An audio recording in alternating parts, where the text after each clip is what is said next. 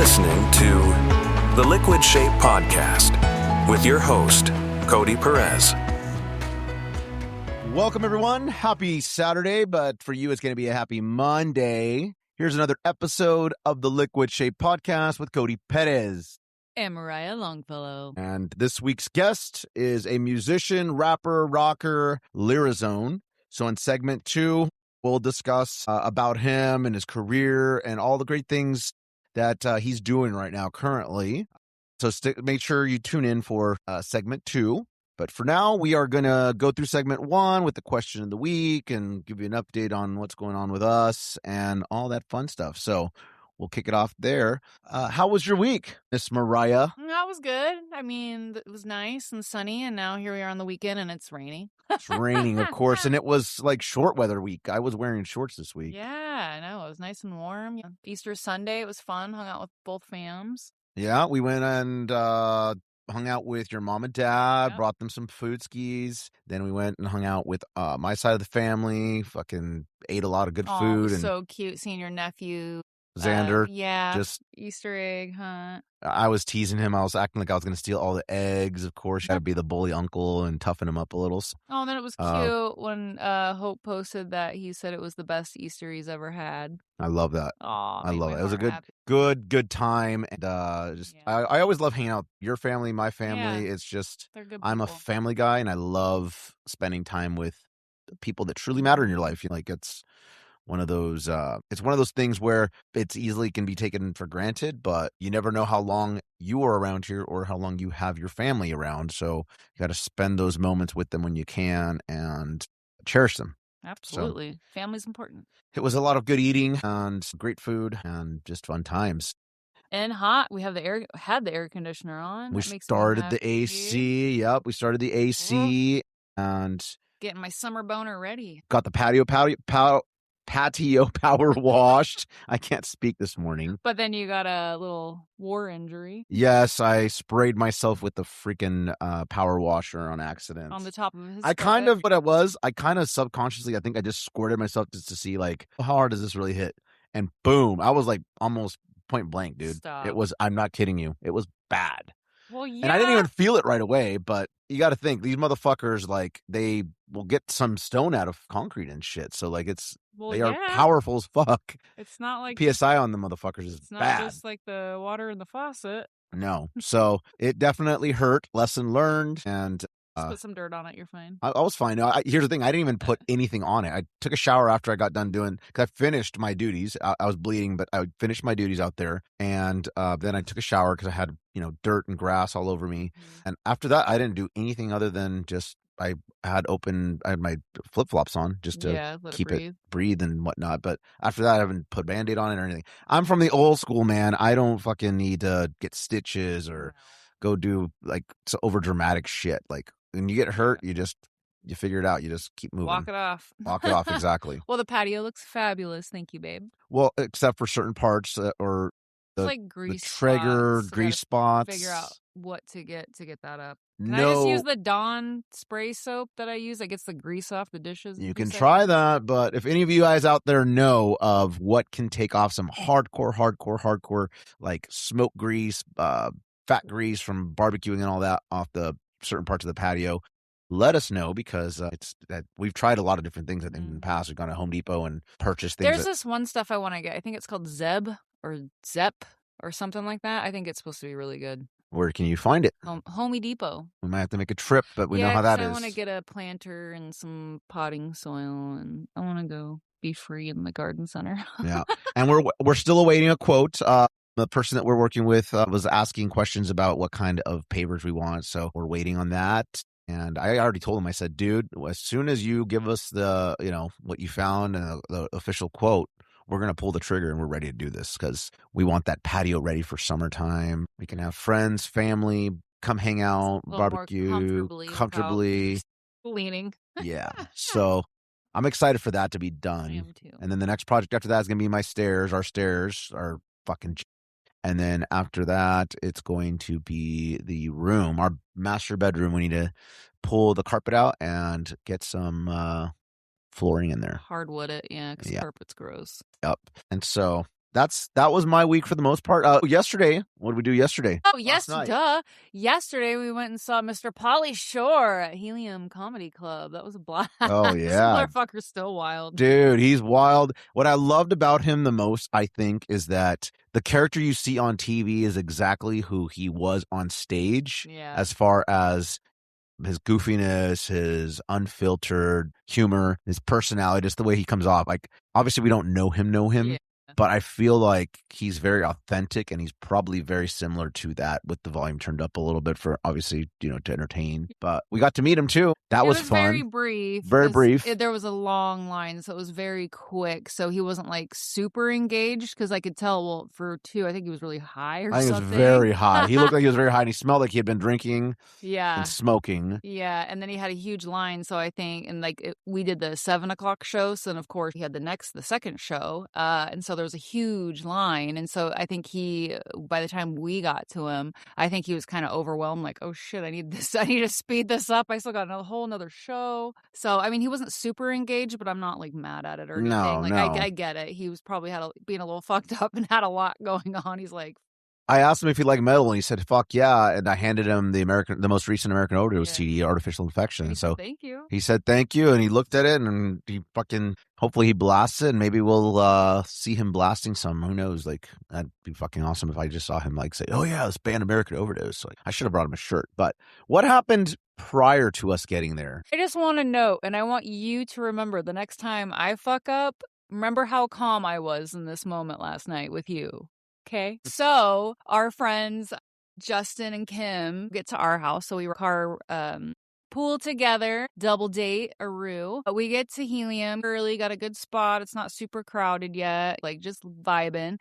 We get there, we're pulling out our IDs because obviously it's 21 and up, so you have to show your ID to get in, and you get kind of wanded. The guys get wanded. They just kind of do a little doot with the women and say, go. They didn't even look in your purse. I don't know, but whatever. So we're all pulling out our IDs. Cody goes, fuck, I don't have my phone. And Cody's phone is his wallet. He has one of those phone cases that holds his cards and his ID and everything. So he doesn't have his ID to even get into where they can even pull up his tickets. So we tell our friends to stay and that we're going to rush back to the house to get his phone. We'll just be a little bit late. I was like, we told them they didn't have to wait for us. They were very sweet and did wait for us. It all worked out, but speed racing back to the house. What was that like? I just kind of paid attention to my phone. I couldn't watch because then I start getting antsy. I was like Toretto up in that motherfucker. I was like Toretto on Fast and the Furious, just like bobbing and weaving and cruising super fast. I broke probably every fucking traffic law I could. Well, that's a lie. I wasn't necessarily looking at my phone the whole time. I was scanning for cops. Yeah, it was bad, but we were back real quick. Like it was fast from Southeast Portland to Oregon City. It was fucking boom. And I was very, very disappointed in myself. So I didn't even need you yelling at me. I was basically yelling at myself in my head. I would never. I'm not a yeller. I'm not reactionary like that. I was pissed at myself because that never happens. I don't even know how it happened because my phone is always by my side at all times. We were chatting with them, playing with the boys because Taz gets all possessive, territorial. So then he's being a menace and we want to go. So we're chatting and it was just an in and out. I get it. Yeah, it was wild. It is what it is. It all works out because it always works out. Yeah, I just couldn't believe myself though because I hold myself to a higher standard of remembering important things like that, and just like the fact that my phone is like attached to me like my fucking brain. It was weird. It was on the charger. Which is funny because when we did get in the car, I should have listened to it, but it was like something was like telling me you should ask Cody if he has the tickets ready. But I'm always on it. Which would have prompted you to look for your phone. Yeah, but I'm always on it, so I don't blame you for not asking it. Justin did mention, he's like, oh shit, we should have gotten a CD. And this is like right when we're like right down the street from the house, like leaving. And my instincts were like, turn around and do it, but I was like, no, fuck that, let's just get down there. If I would have turned around to get the CD at that point, I would have realized that my phone wasn't with me, so I should have probably listened to that instinct and when Justin suggested or mentioned the CD. But it all worked out like you said, and lesson learned, always check before you leave the house for important things. So don't beat yourself up, shit happens. Like I said, lesson learned for me. Well, you're human, how dare you. Fuck that. It's Saturday morning. We are getting ready for another new week. Friend barbecue. Friend a barbecue little bit. today. Excited for that. Tomorrow we have practice because we didn't practice Thursday. So that'll be fun. Have a Sunday fucking practice and shit talking with the guys and just shooting the shit. My taco spot won't be open, so that's a little disappointing. Nice spot that I stop at on the way to practice. So I'm about to figure that out. I don't know. Find another one. I'm sure there's something open. I think Maybe there not. is. Maybe. I don't know. We'll see. I don't even know why you would be closed on a Sunday. Like, maybe, sure, but you got to make money. Still got to work. Still got to hustle.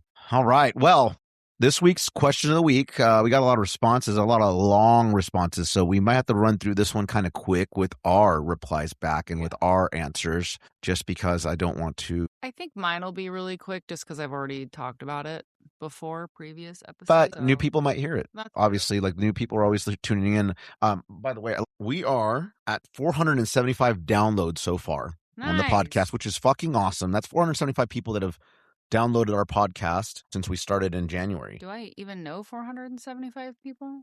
That's a win for me. That's a lot of people that actually will listen, and our episodes are 2, sometimes 3 hours at most. And so to have people's attention at that level is awesome. We have officially hit 22 countries. Look at that.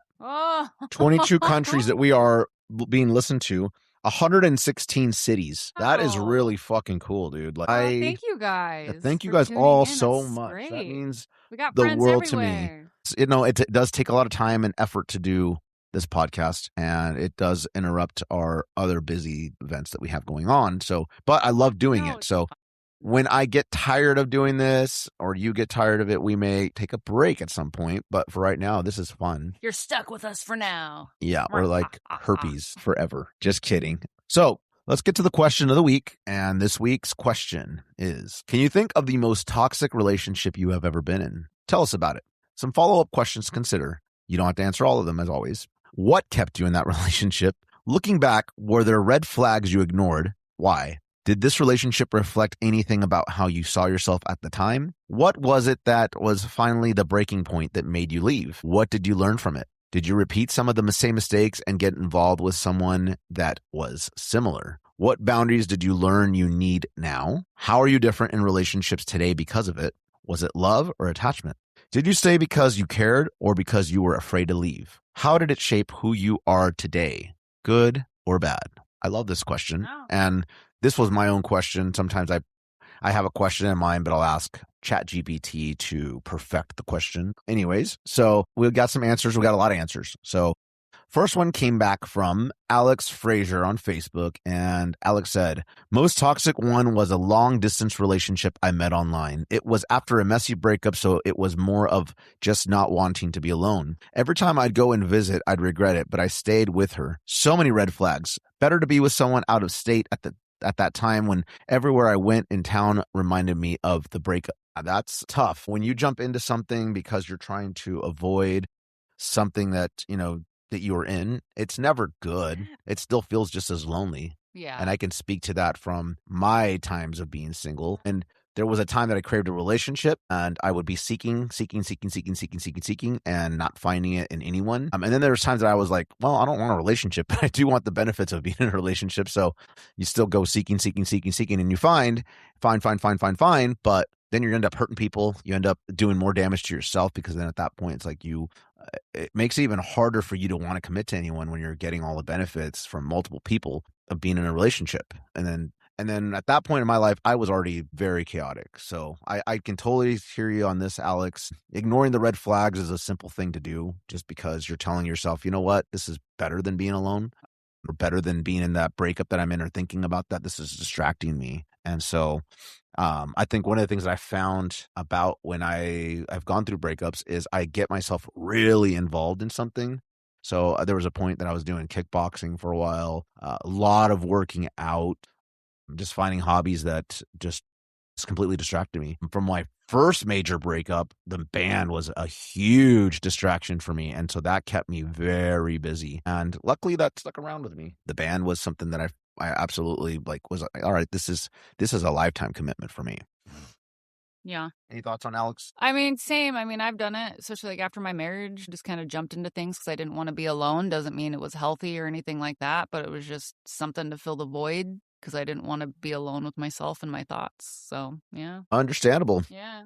Thanks, Alex. Next one's from Eric Bax. A former close friendship. I decided to cut ties when I had to decide between this person and another friend. I definitely made the right decision, but I should have seen the warning signs earlier, like when the person in question would disappear in person and online at various times. That's a sneaky person to me. know. I mean, that's suspicious. when someone I feel like whenever someone like hides who they are online or that kind of stuff, that's always a red flag. Whether they're in a relationship or not, just it's like, okay, that person, there's something shady about them because they don't want to be seen. Like, is this person a serial killer? Is this person like got some sort of record or something they don't want you looking up? Like, what is it? So I'm glad you made the right choice there, Aaron. Some secrets in their closet. Yeah. Next one came in from Debbie Grogan. She says, most toxic was my ex-husband, physically and mentally abusive. I married him for all the wrong reasons. I didn't leave because I was shitless scared he'd kill me. He was so manipulative, but I didn't see it. Everyone around me did. I had to get so much concealer to cover up my bruises and marks from my ex-husband. Wow. He raped me and I didn't even know. He was so jealous because I was spending time with my 4-month-old baby girl than I spent with him. My goodness. Oh, I'm so sorry, Debbie. This is, it's tough to read that. The night before I left him, I got off work and I pissed him off by asking him if I could go have lunch with my parents. And he said no. I said, well, I'm going with my baby and I'll see you later. I went and had lunch, then came back to the apartment to my ex, and he was so mad. Thank God I had my daughter in my arms because he picked up her car seat and threw it against the wall by the door. Jesus. Next day, I left him. It took a lot for me to leave, but my friend helped me out and I lied so hardcore that he wasn't believing me, so I had to convince him. I was coming back and bribing him and whatever else to make him believe I was going to my friends to hang out. Well, it worked. It worked and I'm still alive. Thank you, Lord. And so is my daughter. I thought I was in love with him, but I wasn't. I had no clue what love was. Side note, don't get a tattoo with your spouse or girlfriend. That's for sure. I used to work at a tattoo shop, fun fact. I've seen it all the time, I'm sure. I made that mistake. When I left my ex, I started to get my life back together, and then I got remarried, and then when I started to find out who I really am. I'm also dealing with now is another toxic relationship is with my parents. I finally don't talk to them, don't text, don't call, nothing. I put my foot down and I feel a lot better. This is my boundary and it's good for my mental health and for my kids' sake too. Good job, Debbie. I'm awesome, glad Debbie. I am so sorry to hear about all of that. I mean, that is just, like I said, it's tough to even read when people say things like that or tell you like that kind of stuff. And it's hard, but it's a reality, unfortunately, that is out there. And it just sucks because I just feel like so many women have the same story. We all, it seems like, have had a DV situation at some point. It's like, why the fuck does it have to be that way? But I'm just so happy for you, Debbie, myself, anybody else who's been in a situation like this and has gotten out. And if you are currently in a situation like this, please don't lose hope. You can get out.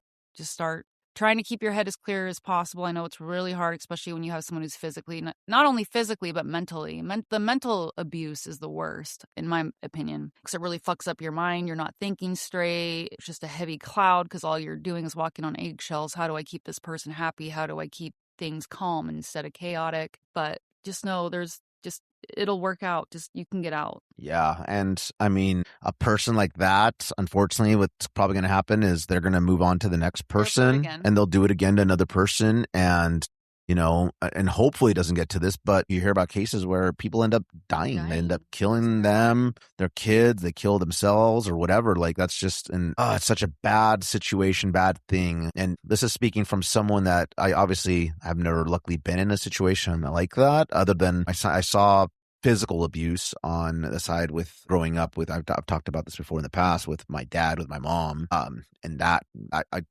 am not okay with that at all. I'm very against it. It's a horrible reality. And any man that raises his fucking fist at a female or beats a female or hits a female or even like considers it is a fucking piece of shit. Yes. But nobody should be putting their hands on anybody. And I agree with this. Yes. But women should not be, because there are women that are like this too. Women should not either. No one should be putting their hands on anybody in a violent way. No. Especially grow the fuck up, step back, go get help, go get therapy because you need help.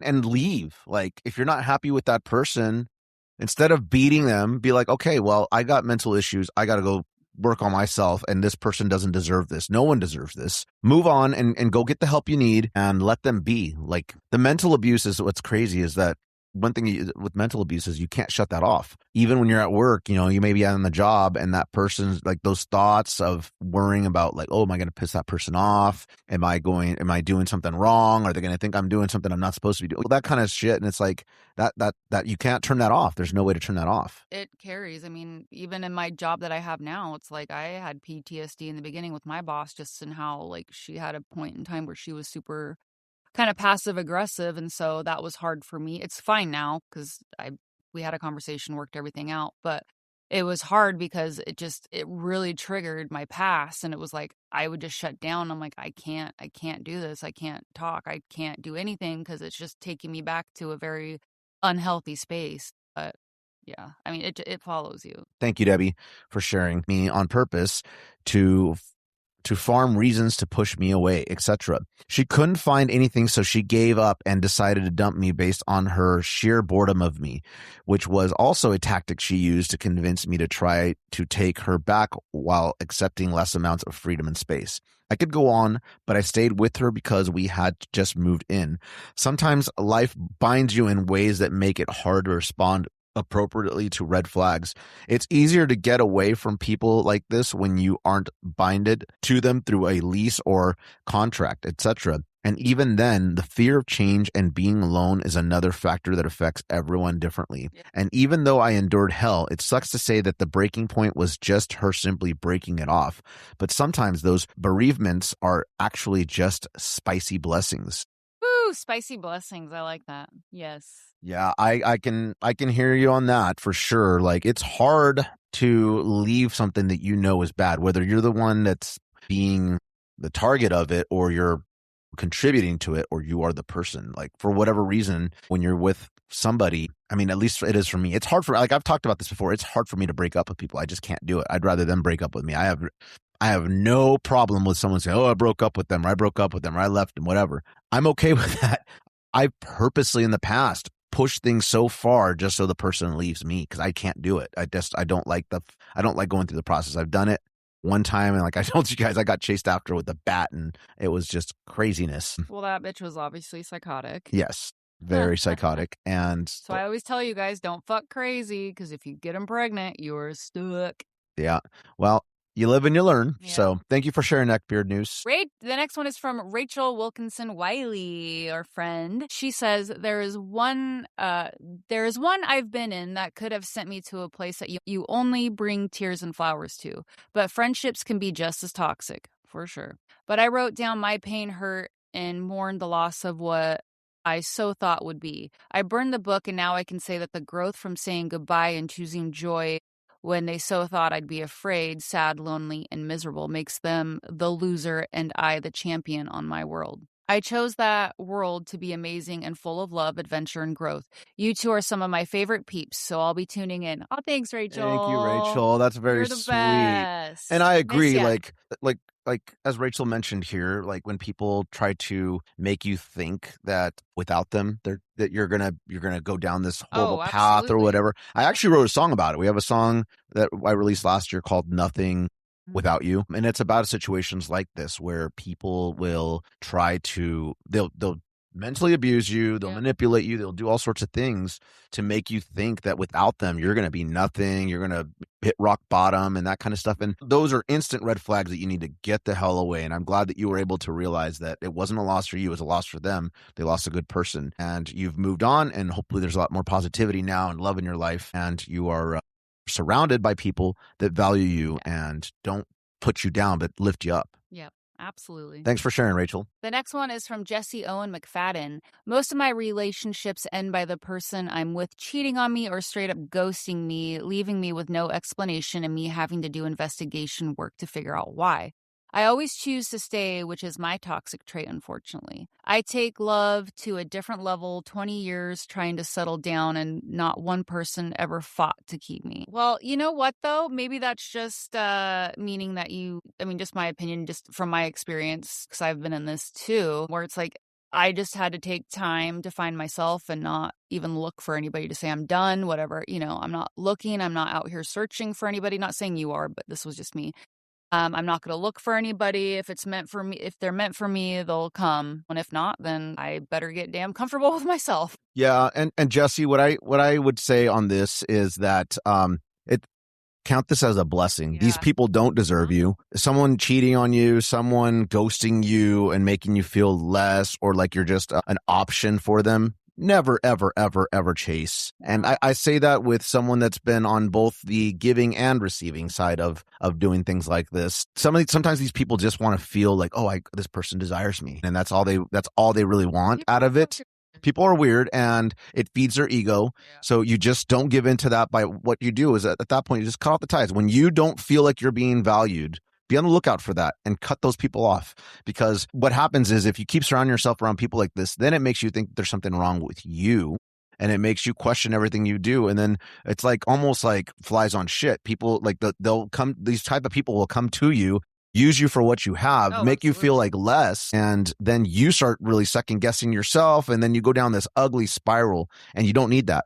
You need like Mariah just mentioned, what I would do and what I've done in the past is get alone, be alone for a while and be okay with that. Get to know yourself and value yourself and know what you want and what's worth your time. And I mean that for friendships, relationships, friends, family, everything. And the more you surround yourself around people that value you and see you for the great person you are, and the faster you cut people out that you know are not good for you and that are going to be using you or that don't see the value in you, and you just cut those people out, eventually those good people are going to stick around you and you're going to attract even more of those people. You're going to attract more of those people. And if you don't, if you have 5 people, 4 people, 2 people, 1 person that just values you and sees you for what you're worth, that makes up for 20, 40, 50 people that are just going to use you and look down on you and don't see the value and gaslight you and all that kind of stuff. So I'd say keep moving forward and don't worry about those people. That weight came off of your shoulders and you're free now to move forward. So don't give up and keep moving forward. Steve Meltzer says, my wife of 23 years turned very toxic the last couple of years. I wasn't until years after the divorce that I looked back on and recognized all the red flags. Even after the separation, she would constantly ambush me during phone calls about our kids with her sexual exploits with other people. Oh my goodness. Well, thank God you got away from her. Yeah. And then, 23 years is a long time to be with someone. And I think you and I have talked about this. Yeah. Like people change. Like you may have fallen in love with someone that's really great. Especially when I don't know how old you are and when this was, but if you started dating and got married young, I mean, especially like in your late teens, early 20s, I mean, we changed so much during that time too. So people grow apart. You can be with someone really great that you guys are just very compatible, but then over time, as the years go by, they're going to change. They might go one direction and you're going a different direction. And before you know it, it's okay to be different. Yeah. Like there's nothing wrong with that. No. But if you are on completely different opposite sides of things and you're constantly not relating on any level whatsoever, or your goals or whatnot, at that point, it can cause friction and cause people to look for reasons to fight or look for reasons to go cheat or go look for reasons for finding someone that does. Because people like to be with people that are similar to them in many cases. That's just the way it is. Know the whole story or the situation, but just based off like this, I would say, you know how you mentioned with her sexual exploits with other people, it sounds like she just wanted to just have sex. Yeah, I don't know. Maybe she doesn't.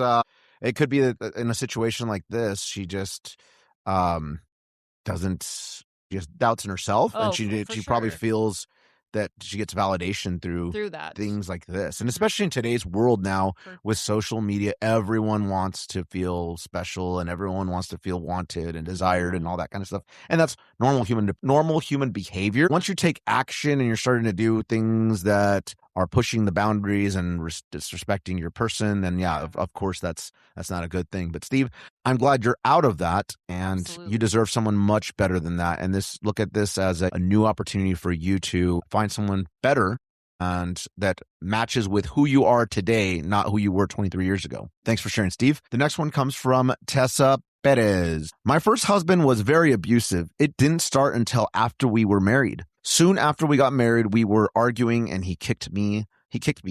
Of course, he would apologize, and I believed him. Should I say I wanted to believe him? It escalated, and I knew if I stayed, he would kill me. I was able to escape when some friends were moving out of state. I was 1 year shy of my wedding anniversary. There was no warning signs. Leaving was the best decision I ever made. I just found out I was pregnant when I left. He is abusive to his wife, and she won't leave. Oh, I'm glad you got out, but I feel bad for his wife, and I'm hoping that she is able to get out. But it just kind of goes back to what we said, I think, from the first post, is unfortunately these individuals that do this, it's like as soon as you leave or whatever, they find the next person, Next victim. and they just keep the toxicity going. It's just sad. It's like, go get help. Yeah, and this should be proof to you that it's not you. It's not a you thing. It's them. They have the issue, and they need to get help, and they need to deal with whatever their traumas are, childhood, whatever. What's scary is that there was no red flags, is what Tessa's saying, or Tisa. When there's no red flags or no warning signs, that's the scary part, because that's for sure. It's like, what other skeletons are you hiding in the closet? You know, like it's not good. Thanks for sharing, Tisa. Is it supposed to be Courtney? Yeah. Okay, so Courtney, I'm going to butcher this last name. I'm sorry, Courtney. Lachevere? Hey, Cody and Mariah. The most toxic relationship I was in with an ex-boyfriend of mine. I had first met him on a dating site back in 2010, and we went on 2 dates. And at that time, but it led to nowhere since he claimed I was too good for him. By too good, I wasn't intimate with anyone yet and inexperienced compared to him. That already sounds like garbage. Fast forward 7 years later, I had just ended a relationship that was 1.5 years long due to my ex not wanting the same things as I did, and I was pretty hurt. I didn't give myself time to heal, so I made another dating profile. Dude from 2010 reached out to me, and we decided to give it another shot. First red flag was him mentioning that he didn't want children, despite me saying and mentioning in my profile that I wanted children. He then would play these mind games where 1 minute he'd say he wanted to have a family, and the next he would change his mind. Oh, that's not fair. That's gaslighting to a T. Horrible. Another red flag was that out of nowhere, he'd start yelling at me, blaming me for something stupid, and claiming I was crossing a boundary when he didn't even mention any kind of boundaries at all to me, leaving me confused and freaked out. I ended up sleeping with him, and he was my first. To this day, I still regret it at times and realize that I feel his only mission with me was to add me as another notch to his belt. After we started becoming intimate with each other, the abuse started. He would start gaslighting me, making me think I did things that never happened, and I felt like I was going insane slowly. He would constantly try to control every little thing I did around him, and it got to the point where I was walking on eggshells around him. If I were to walk a step out of line, he'd flip out. He bought me a cell phone and a gun, only to take them back not long after. I don't know if there was a breaking point, but out of nowhere, he said he didn't want me to mention him or have any photos of us anywhere on social media. Ooh, red flag for sure. I took everything down, and after he dragged me to his parents' house on Christmas Eve, acting like all was well, he broke up with me on New Year's Eve 2017 after making me buy him a case of beer. The reason why I stayed with him before he broke up with me was because I felt like I couldn't do better. I thought love could save him, and most of all, I had grown attached to his cats. He claimed it was never a breakup, that I was a break. He blamed me getting sexually assaulted by a former friend for his triggers and PTSD, when I was the one who got the worst of it. To this day, if any man raised their voice at me, I immediately go into fight or flight. The straw that broke the camel's back for me was not only did he scream in my face while his cats were hovering around me trying to protect me, he took back the phone and gun he gave me, pulling an Indian giver move. Even after I went to the police to appease him to report that I was sexually assaulted by that former friend, he still dumped me. I found out not long after he said he didn't think he was going to date for a while. He had another woman and had her move in with him immediately. Well, that's probably why he had you remove all the pictures and everything with him, unfortunately. God, ugh. I don't like when people act like this to other people. It's just, not once did he ask me to move in with him ever. On top of that, they got engaged 9 months after I last saw him. After that relationship ended, I went insane for a while. I'd meet with men who were either friends or guys off Tinder just to have dinner and fuck. I would just send naked photos of myself to guys because at that time I didn't care at all, I felt damaged on the same level as a whore. Luckily, I was on birth control pills and I didn't get pregnant or catch any STDs, thank God. The biggest wake-up call for me was when I thought I was pregnant, but it was false. I was a wreck, crying my eyes out, freaking out about being pregnant with a man I barely knew's kid and ruining my life at 30 years old. Their epiphany was hearing my mom tell me, I didn't raise you to act like this, to disrespect your body like that. It really hurt hearing her say that. But at that point, something clicked inside of me. I started doing things for myself again. I started volunteering at a cat shelter since I was unable to adopt a cat living with my parents. I started looking for a job, spruced up my resume, and listening to my parents more. In early August 2018, I made a new dating profile and changed my preferences big time. I ended up meeting my now husband and on there, and life is way better. Since the whole incident with my ex, I started putting myself first. I stopped settling and responding to people who wanted to get into my pants or gave me any sort of attention. As a late friend of mine once told me, I started to know my worth. I never repeated that mistake again, and thanks to my support system, I was able to think clearly, to realize what a real man is like and how they're supposed to treat you. I'm so happy that you had a good support system for sure and got away from that, because that just sounded awful. Awful. Yeah, Courtney, that's some craziness right there from that guy. And the red flag definitely was to take down photos that you guys had together. People that love to be with someone and love to be together, they're going to want to show each other off. And that's just a fucking note for everybody. If you are ever with anybody, a guy or girl, that all of a sudden is like, oh, take down the pictures, we need to XYZ, they're seeing somebody else behind your back. I guarantee it. I always find it funny when you see, like, on stories or whatever, when someone takes a picture of like their meal or where they're at, but they don't have, like, you can see the person's hand, but you can't see like who it is or whatever. And it's like, it's not that you're like trying to be mysterious or whatever. There's something that's going on there, and that's a red flag. Everyone knows that. People aren't stupid. They know that there's something shady going on there.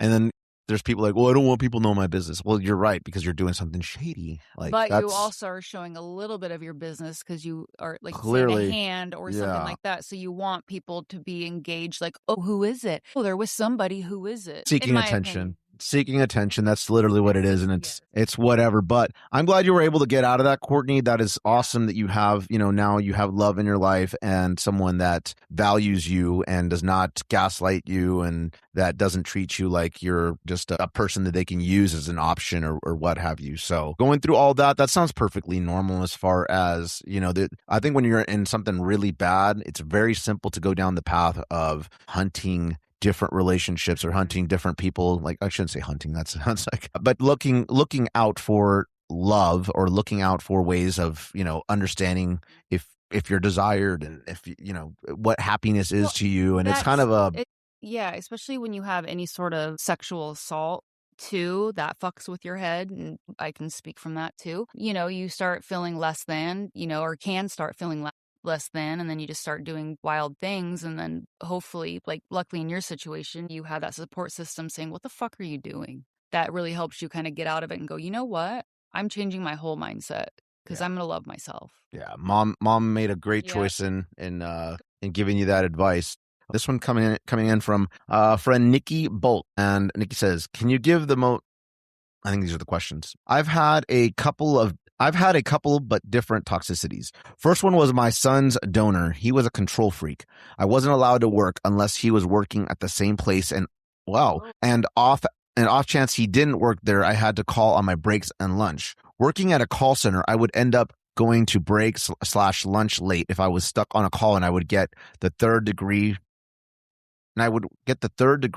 from him. He controlled the finances, which means he spent it all on what he wanted, and hell with what was needed for the home or kids. I wasn't allowed to drive. I wasn't allowed to talk / text unless he was hovering and asking who I was talking to / what was being said by the other person. He went through my social media and deleted a bunch of people, all guys I either knew from school or worked with, all strictly platonic. Bad deal all around from him. Second was a man child. He couldn't do anything for himself aside from his laundry. I had to tell him what chores needed to be done. I had to remind him that what bills were due every 2 weeks. I had to tell him when his dog needed food / water to go outside.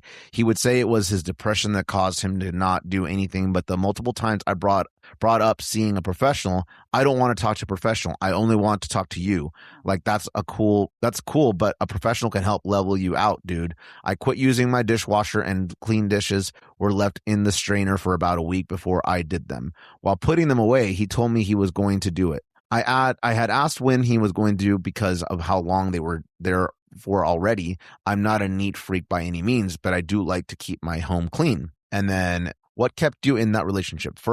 First one, I couldn't do anything. Literally, it took him doing something that honestly should have landed him in a wood chipper for me to be able to break free. The second, I don't know why I stayed for so long at the time. Looking back, it was convenient. He started as a booty call, but by the end of the week, he was telling people we were dating. I hadn't been in a relationship since my son's donor, about 6 or 7 years. So I said, fuck it. I really should have told him to untell people we were dating. Looking back, were the red flags you ignored and why? First, the first one said all the right things at all the right times, did the right emotions, gestures, etc. I tend to give people the benefit of the doubt and believe that good people exist. Come to find out, he wore a phenomenal mask that slowly degraded over time. The second one, the red flags came after he got comfortable and I called him out on it.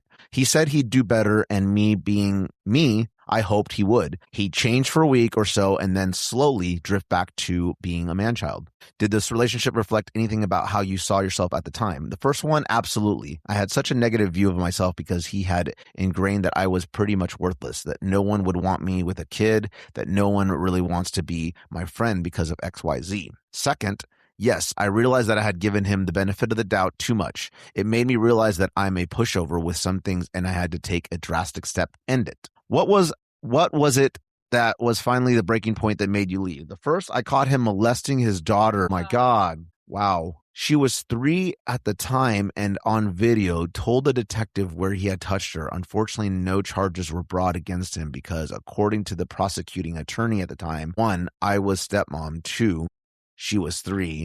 3, he didn't admit to it. I could go on so much further into this, but I don't want to take up your entire segment. Oh my goodness. Well, that person, that guy, he needs to be in a wood chipper for sure. First. But he should be tortured. I firmly believe that. What a piece of shit. The second, he and my son were arguing. My son was probably 8 at the time, and man-child storms off to bed. I got my son calmed down and settled into bed and went to bed myself. I was in bed for less than 30 seconds before man-child flings off the covers, gets dressed while muttering to himself, and then stands in the doorway and in the most emo fashion turns to me and says, "I'm sorry I didn't clean the car out. Please take care of my dog." Like, what the fuck, dude? I'm going to go walk up a mountain and not come back. He doesn't listen to me. Dude, I'm his mom and he doesn't even listen to me. On top of that, he would charge towards my son when arguing. I've had to step in between them multiple times. I told him at the very beginning that I would always choose my son if it came to that. He would call my son a brat, or he would use fake tears to try and guilt my son. Oh my God. Yeah, this is definitely a man-child. What the fuck? What did you learn from it? First, don't trust everything the other person is saying. I didn't realize it then, but he had love bombed me. Made me feel like I was so important and special, and honestly, I didn't feel that way before. The second one, quit being so fucking nice and trusting. I co-signed on a car for him, telling him that in 6 months he needed to refinance it to remove my name. Almost 2 years later, it took me repossessing the vehicle because he was late on the payments and selling it to remove my name. Did it leave him without a vehicle? Yup. I am sorry. Am I sorry? Nope. I told him to refinance and reminded him numerous times to do so. Not my problem. He refused to do what he said he'd do. Did you repeat some of the same mistakes and get involved with someone that was similar? No. With my husband, even though I know he's a man of his word, it still took time before making a big decision. He understood where I was coming from and why I had waited. What boundaries did you learn you need now? I needed to learn that not every partner means what they say. There are those out there that'll say things to get something they want. There are partners out there that will pretend all is titties and tacos to get what they want, but the second they don't get it, it all goes to hell. How are you different in relationships today because of it? I took my time with my husband. Granted, we have history, but people change. When I got out of the relationship with the man child, I had to move 900 miles away. About 2 weeks after I moved, my husband asked if we'd ever had a chance again. I was saying every curse word there was because he just had to wait for me to move before asking that. I told him if he said that before I moved, my plans would have changed for him. About 2 months after that, I got a text from him spilling his guts to me. Honestly, I was apprehensive because I've been second, third, fourth, etc. choice before, and that doesn't bode well for me for self-esteem. So I had asked if he was being truthful or gauging my reaction. 100% truthful was his response. That made me feel stupid giddy. I love that. Was it love or attachment? The first one, I thought it was love. Once he stripped me of my autonomy, it became dependence, and I hated every bit of it.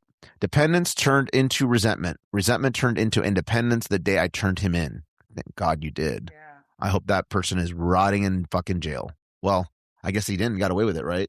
That's fucked. Well, I'm hoping he's rotting in a hell in his life. The second, it wasn't love or attachment. I never once told him I loved him, nor did I make any mention close to that. Like I said earlier, looking back, it was convenient at the beginning. Once he got comfortable and started lazing about it, turned to anger about me being the only adult under the roof. Did you stay because you cared or because you were afraid to leave? First, I was afraid at first. Being independent after being controlled for 2 years, I could buy what was needed and not have someone be pissed he couldn't buy alcohol. I could talk freely to whoever and not have a million questions about who that person is, how I know them, if we'd ever hooked up, etc. Second one, I don't want to say I was afraid to leave. I wasn't. It was more so about him saying because I left that his depression worsened or he attempted suicide. I finally kicked my own ass and told myself that whatever he chooses to do is his own choice. If he chooses to hurt or end himself, that's his choice, and that is not my fault. Did he try? Not that I'm aware of. I'm sure he sulked and whined to whoever would listen. I just want to put a reminder out there. Anybody that's dating someone like that, my abusive ex-husband told me if I ever left him, he'd kill himself. That was 8 years ago. And as far as I'm aware, the motherfucker's still alive. So exactly. Yeah. People that are really going through it typically they don't use it as a weapon. People who are clinically and absolutely depressed and on the verge of suicide don't talk about it. They don't use that as a weapon, especially as a bargaining tool or anything like that. The last question here. How did it shape who you are today, good or bad? I've turned into a bigger asshole with some things. I'm more blunt and I don't care if it hurts feelings. If you need to hear it, it'll be said. I wholeheartedly support getting your mental health taken care of. But when you flat out refuse because you don't want to, that tells me you're either saying you have mental health issues for attention or you truly have no idea what entails with said mental health issue and don't want the conversation to go further so you don't get busted for lying. For better, I'm not sure on that yet. I'm sure I've gotten better about some things, but honestly, I'm not sure what. I'm still super independent to my husband's dismay. I'll carry almost all the groceries in before going back for a second trip or letting him carry the bulk in. I do, however, trust my husband to have control over certain things. I know he won't use it against me or keep it over my head. If for some reason things go south between us, I know he's not going to say something like, I paid the mortgage, I paid for your phone, I let you live in my house. It'll be amicable. I'm doing everything I can to make sure it never gets to that point because honestly, it's a freaking catch he's a freaking catch, and I couldn't be more happier where I'm at in life with him. Yay! See, I love a good story, a happy ending. You know, there's a lot that went into this, obviously. And thank you for sharing. After the rain. Thank you for sharing all of that. And it sounds like you were in a very, very bad situation, not once but twice. The first one, even more so with the person being a predator. Fucking pedophile. I can't fucking stand those fucking piece of shit motherfuckers. But I'm like I said, I'm hoping that he's living a hell right now. He may not be in jail, but hopefully he's paying back for everything and he'll have his day someday in hell. Thank you for sharing, Nikki. All right, so we'll share our experiences, and I think we're almost up to an hour. So, like I said, we're gonna try to get through this as quickly as we can. So I'll let you go first. Okay. Well, I think as most know, but for new listeners, I was married previously for 5 years to An abusive man. So that was the most toxic relationship I've ever been in. What kept me in that relationship? Honestly, I think it was a multitude of things. Ego for one, because we did get married very fast.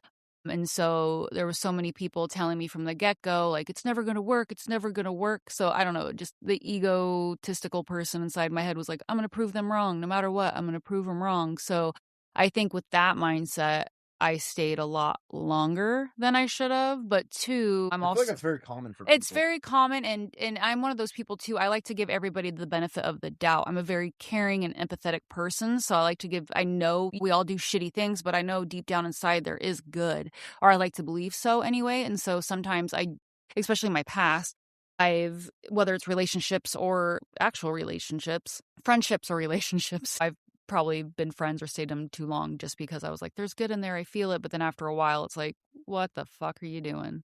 Looking back, was there red flags you ignored? Absolutely.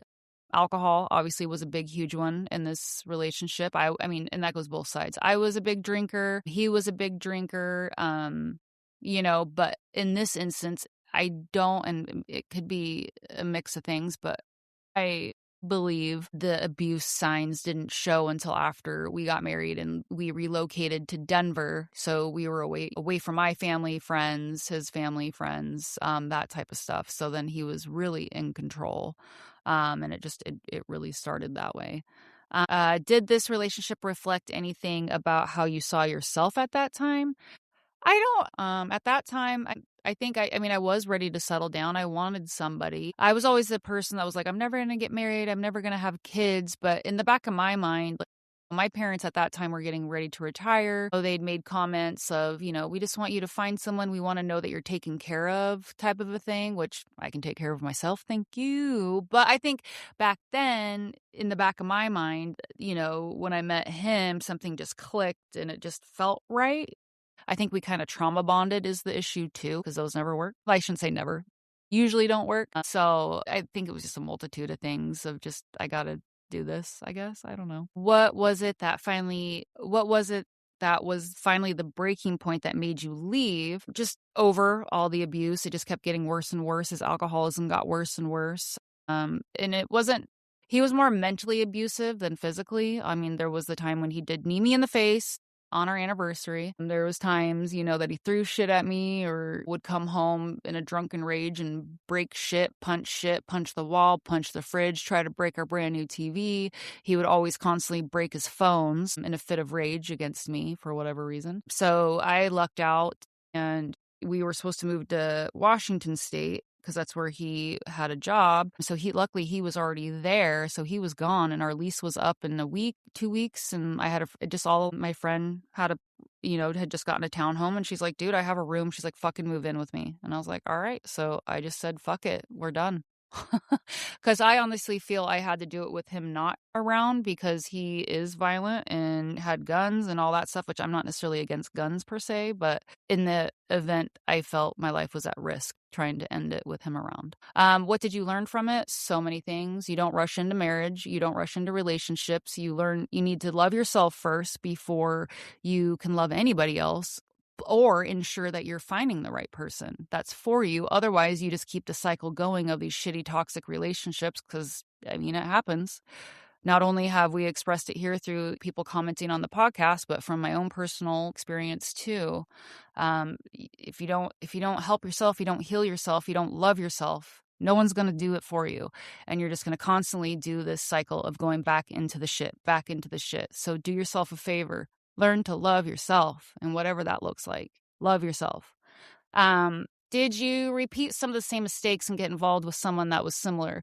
I did repeat some of the same mistakes after, just because I did go kind of I didn't deal with the abuse or like previous abuse prior to him. I always relied on alcohol. I think my ADHD did play into effect because obviously back then I didn't know that I have ADHD, but now knowing, holy shit, my life could have been so much different, but I don't regret anything. So it is what it is. But I mean, someone similar in the sense of just toxic relationships. Just a part of ADHD too is that you jump into relationships too fast. You go gung ho so fast. You're in it until you're fucking not, and then you're not. And then it's like you just wake up one day and you're not in that fucking love bubble anymore, and you're like, what the fuck am I doing here? So I did. So it wasn't until I took a step back, took a breath, had a good support system, went to therapy, and really just started loving myself to get out of, again, this cycle. What boundaries did you learn, or what boundaries did you learn you need now? Always put the boundary that, like, I come first. I'm not going to handle disrespect. I'm not taking disrespect. You're not going to talk to me negatively. I'm not going to talk to you negatively. It goes both ways. You just have to make sure that you are compatible, that you're just not jumping into something just to fill a void, because that's not going to work out either for either person. How are you different in relationships today because of it? I think I'm different. I hope I'm different.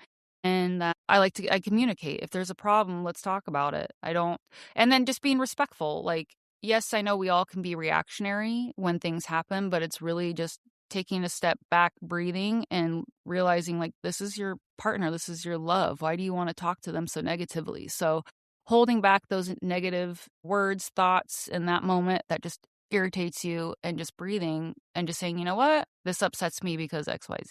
Versus, you fucking idiot, or like people do. So was it love or attachment? I'm sure all of it was attachment, but I tried saying it was love. It's easy to do, but definitely I think attachment. Did you stay because you cared or because you were afraid to leave? Both. In that marriage, absolutely. I did love him, I thought.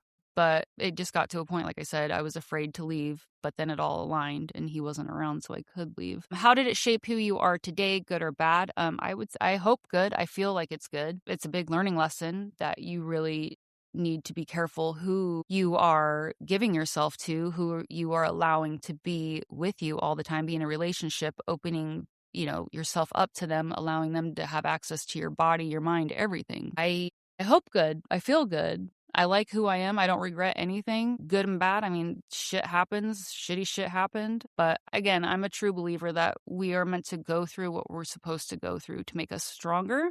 I know that can mean some shitty situations of, like, why would this happen? Because it's horrible.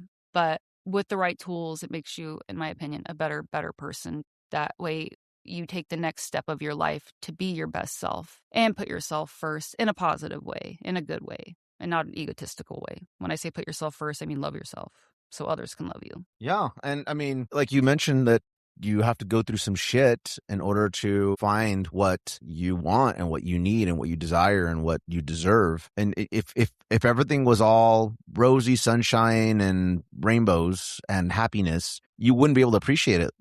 You wouldn't be able, without the bad, you wouldn't be able to appreciate the good, to see, like, wow, I don't really have it that bad. Like, you look back and you're like, you look back at some of your old relationships and then you see what you have now or what you're going through now. It's like, well, it was way worse. And what am I bitching about? I'm upset that they left their laundry on the floor, or I'm upset about dinner wasn't done on time, whatever the case may be. The stupid things that don't matter.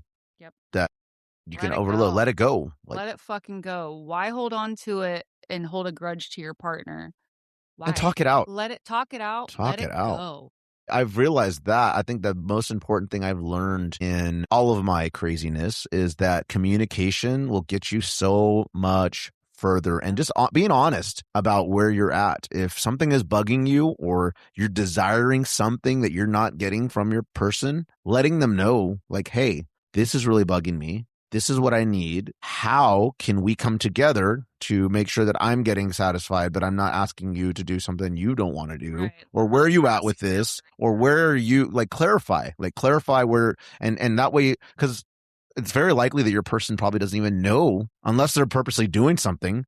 It's very likely that they just don't realize it. So with life being so busy and so chaotic and all the shit that we're seeing around the world right now, and being distracted with this and that on top of your work, and if you have kids, if you have hobbies or whatever it is you have going on, it's really simple for you to overlook some things that you just have built by habit and you didn't realize that were affecting your person, your partner. So talking it out can make the world of a difference. And we've learned that between you and I. Yeah. So for my turn, I will just say that, can you think of the most toxic relationship you have ever been in? Well, every single one of them that I've been in besides this one has been toxic. And I'm just being 100% authentic and real here with you guys. Every single relationship I've been in has been bad. And a lot of it has to do with me, but a lot of it, well, you know what?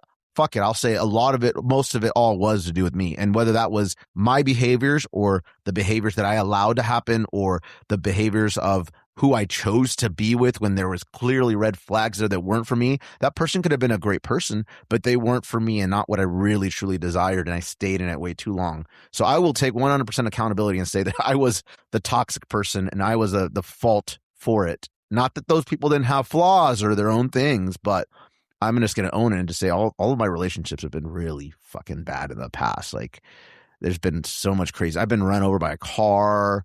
I've been chased after with a bat. It's not funny, but it's crazy. Like I've had stalkers, like crazy ass stalkers freaking the fuck out on me. And a lot of it had to do with the choices I was making. It was a lot of what I was always very honest with, at least when I was single / dating multiple people. I was very, very honest that I didn't want a relationship.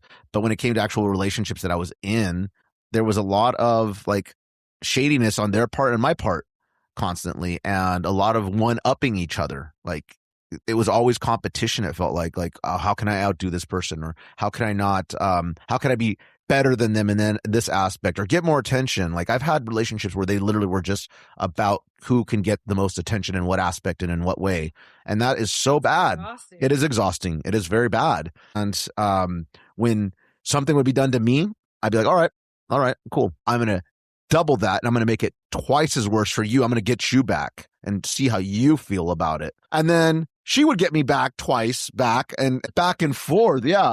It was always really, really bad. And so I laugh about it now. But like I said right now, it's made me appreciate what I have now, because I don't do those. I don't repeat myself from those things. I learn from those lessons, and I'm like, I don't want that anymore. I had my fun with it as much as it wasn't fun at the time. I laugh about it now because it's almost comical. It's almost something you'd see in a movie, and everyone else probably enjoyed watching the shit show happen that was around for it, whether that be my friends or my acquaintances at the time or all that kind of shit. And for me, what kept me around in those relationships was, like I said earlier, it's hard for me to break up with anybody. I don't like hurting people, even though I was doing things that were hurting people and intentionally like trying to one up them, like whenever they'd hurt me. But I don't like to be the person that says, all right, we're done, and then call it good. I don't know what it is about it that I've always had that struggle with that. I've had that struggle with even firing band members when I've had to fire band members and let go of people. I still can't really do it. I can do it to an extent, but I can't.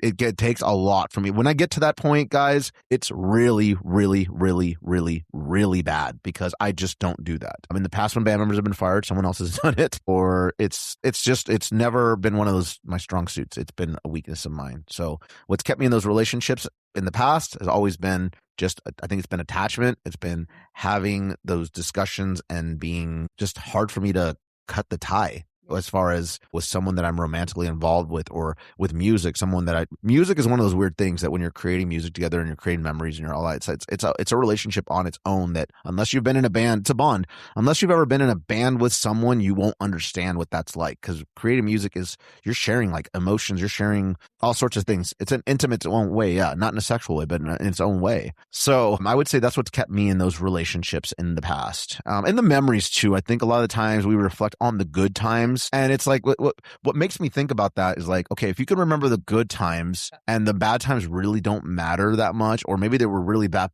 were the good memories that good that the bad didn't matter as much? Or was it just that I blocked out the bad memories and I just kept holding the good memories on a pedestal, and I said, you know what, this outweighs the bad? So I think that's what has kept me in those relationships. Looking back, were there red flags you ignored, and why? Yes. For me, I'm just going to be honest.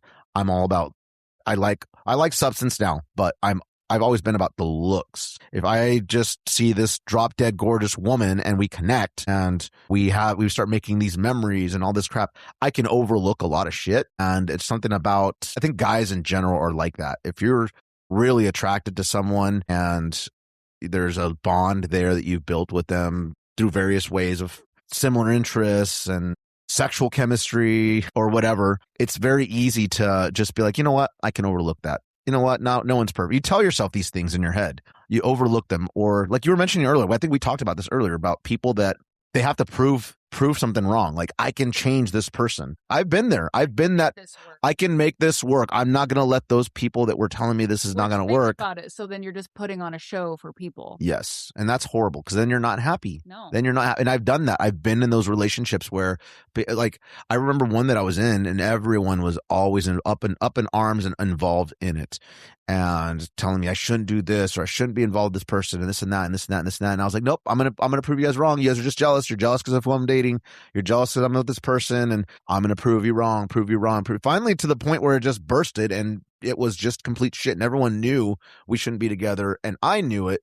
I hadn't accepted it yet. And you can't change somebody, no matter what you do, no matter what you say, no matter what ultimatums you have. I don't care if you have kids. I don't care if you're married. I don't care if you have a house. I don't care if, you have this long ass history with someone. You cannot change a person. A person is going to be who they are, and you just have to accept them. Otherwise, it's not love. If you do not accept someone for who they are, you do not love them.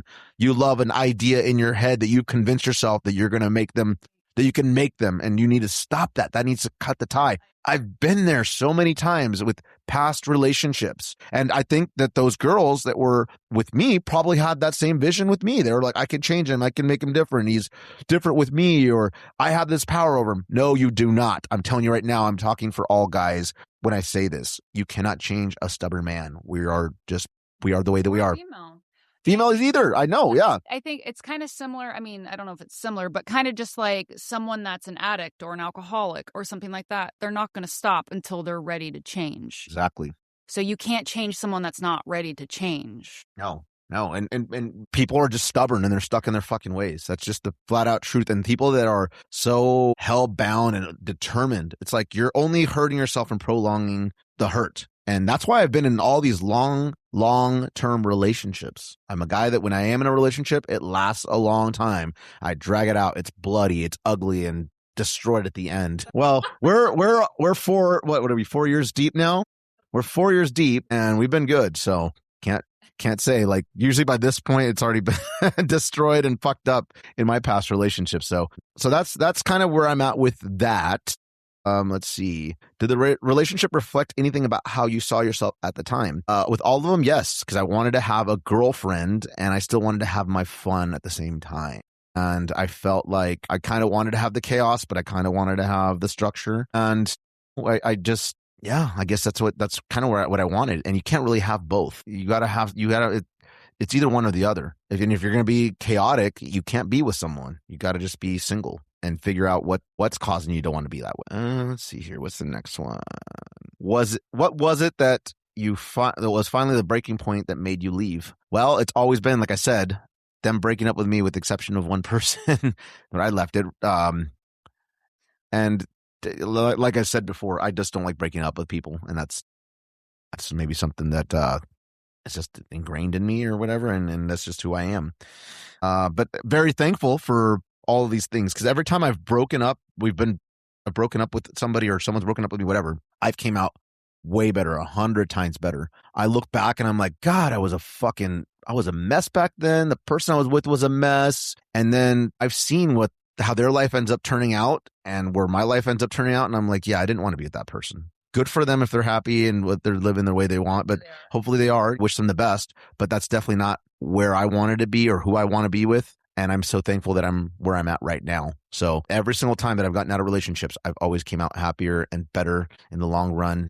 And what always makes me laugh is, like, if those people that I dated in the past saw who I am today, they probably wouldn't recognize me at all whatsoever, because I've always grown with each relationship. I've just grown, like, to a completely different person, to a whole nother extent. And I love that about myself. I'm not perfect by any means, and I don't pretend to be, but I can just say that I always come out like 1,000 times better. But sometimes it takes chaos to make beauty and to create something great. And I'm a firm believer of that, especially as an artist. Let's see. What did you learn from it? Well, what I've learned from it is that what I don't want and what I do like, and what I will put up with, what I won't put up with, what I expect my person to be like, and what my expectations are of myself to value someone. I think we were talking about this earlier. It's like, I don't understand when people go and complain about their partners to a big group of friends or to their group of friends, a period in general. Like how you talk about your significant other reflects a lot about who you are as a person and how you are and your relationship and all that. Why would you want to put your business in someone else's face? And these people get this impression, they get one side of the story, they get this impression of your partner, and they hold on to that. And they will remember that, and they will view that person as the way you just painted them. And then you might get over the madness, the craziness, the fight or whatever, but those people will always remember what you told them, and they're going to view your partner like that. And why would you want that? I think a relationship is between two people, or sometimes three or four, depending on what kind of relationship you're in, throuple, whatever.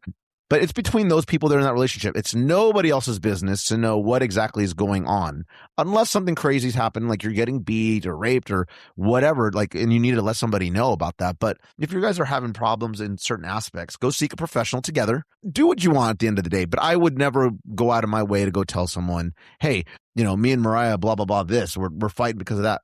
I don't feel like that's anyone's business. It's really not. That's between me and you. If we have an issue, we're going to talk it out, and I don't want anyone else knowing what's going on. Just like if we disagree on something or we fight about something, we're not going to fight in person in front of our friends or in front of other people.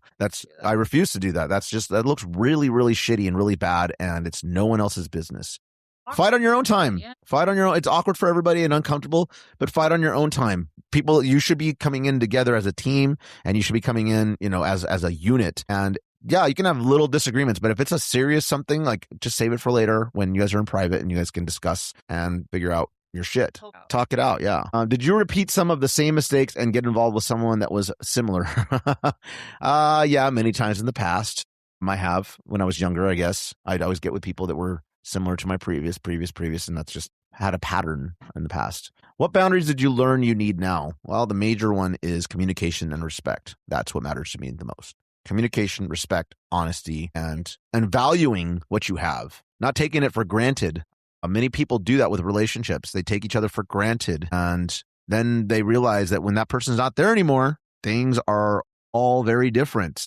And the little things that you thought that you didn't even pay attention to may mean the world to you next time that you are dating someone. So value what you have and appreciate it. How are you different in relationships today because of it? Oh man. Like I said, now I'm a billion times better because with every relationship I've gotten 1,000 times better, 1,000 times better. I feel like today compared to when I first started dating, my young years of 13 or 14 years old, I am a billion times better now and more mature and adult. I used to be so jealous back when I was younger. It was weird. Oh yeah. I was jealous and possessive.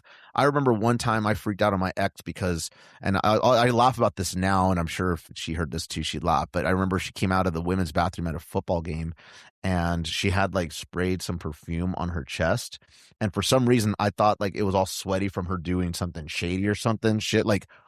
Yeah, but she came out with her friends too. She was just out of a bathroom with her group of girlfriends, and I freaked out, caused a big old fucking scene, got all dramatic and shit. It's just now that I think back on it, I'm like, God, I was just a jealous, possessive prick. But it's as a Mexican, we are controlling normally and possessive and jealous. Not that you've probably seen any of that with me because I'm not like that. You know that I'm not. I don't care if you're talking to someone or whatever. I don't get up all in your business or anything like that. I'm secure with you and I trust you and whatnot. But back in the day, 15-year-old Cody Perez would have been all up on you and just what the fuck? And don't even look over there. Super possessive and controlling. Look, not really, but very controlling and very jealous. So I'm so glad I'm not like that. And I actually, after that relationship, I stopped being jealous actually, because and that was very young. So I learned very young. I think I got out of that relationship when I was 20, 21, something like that. 22. That makes you, I mean, granted, that's your issue, but if someone's making you feel insecure, then why are you with them? Yeah, you should trust your person. If you are with someone, they should make you feel secure and you don't have to be possessive. If they are doing things to purposely make you jealous, talk it out first. And if behaviors don't change, they're either A, doing it on purpose, or B, maybe you have the issue. I don't know, whatever. Or if it's not happening and you're still getting jealous, it might be all in your head and maybe you have the issue. So it works both ways. Let's see. Was it love or attachment? For me, I mean, I loved. I definitely loved. And I love hard. When I love something, I just fucking want to grab my hands around it and fucking squeeze it till the end. It's mine. You know me, I'm a fucking lover, dude. I'm a fucking lover and a half, and very passionate and very emotional, can be very emotional, and just very physical. I love to touch and touch. I like all of it. I like all of it. I like physical touch. To me is very important. It's a major thing. It's a mandatory thing now. Touch and food, yeah. Physical and food. I fucking and food. The two F's that matter.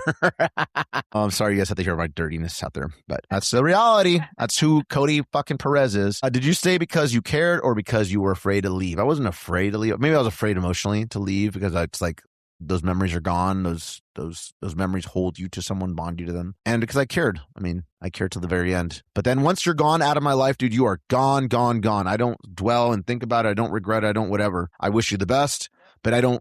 Once it's gone, that emotion is done. Like it doesn't exist. It's weird for me to think back on some of these, on all of them, and think like there was a love there, passion or anything like that, because it doesn't mean anything to me anymore. How did it shape who you are today, good or bad? Well, it shaped me good, I would say. Not bad, because now I know, like I said, I know what I want, what I don't want, what I'll put up with, how to respect and how to love properly. And I have expectations of myself and of my partner, my person, my woman, my lady. So that's it with that.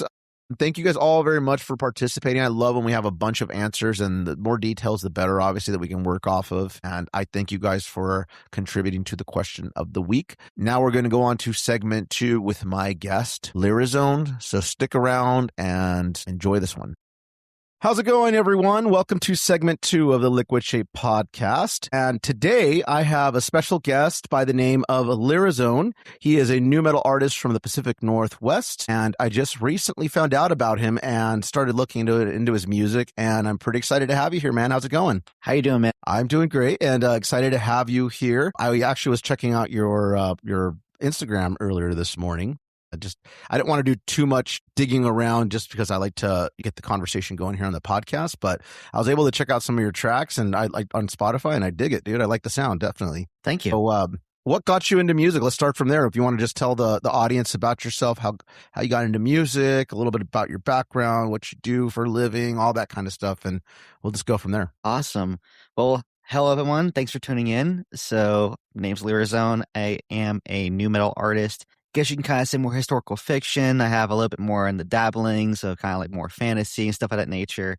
For what started as far as this whole avalanche of creativity as far as music, it actually started with an actual natural hip-hop background, going from Charleston, South Carolina, starting with ciphers, doing really, really good 16s, writing structure, to fire hose it from the very top. I took creative writing in school, pretty much basically journalism, did music appreciation, learned everything except learning how actually to look at music. And I get pretty much like a little out of sort when it comes to like learning different musics, but I know it sounds good.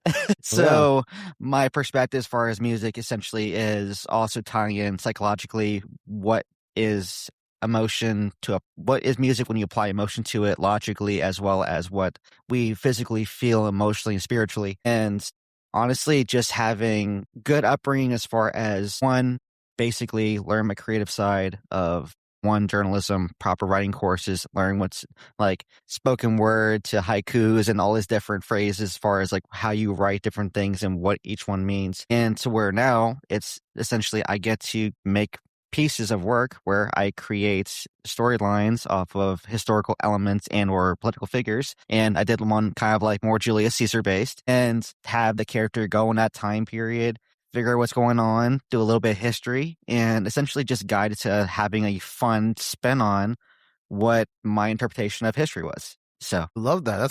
That's fucking awesome, dude. That sounds cool. That sounds like you did your homework and learning to write and getting that all together. So with the journalism, were you already planning on wanting to do music, or were you just kind of go into, for like magazines or for just anything, or what direction were you planning on going when you first got into to journalism? Believe it or not, that was actually when I was going through a home life of trying to figure out what I want to do. Being an only child, it's one of those things to where I had myself to my vices a lot, of just did whatever came natural and what felt comfortable.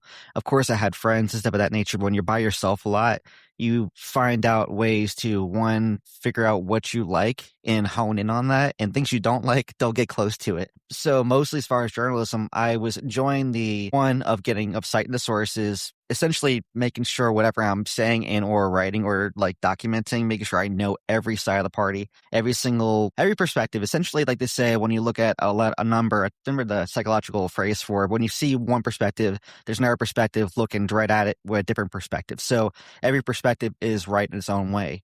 So long story short, for journalism, I enjoyed the fact that, one, it held me accountable to what I was doing, and also helped me to where, okay, if I create this type of like story and I made it, let's go ahead and just say it was a spinoff of, what is it called? The ring. I was just watching a movie this morning and throw my head around.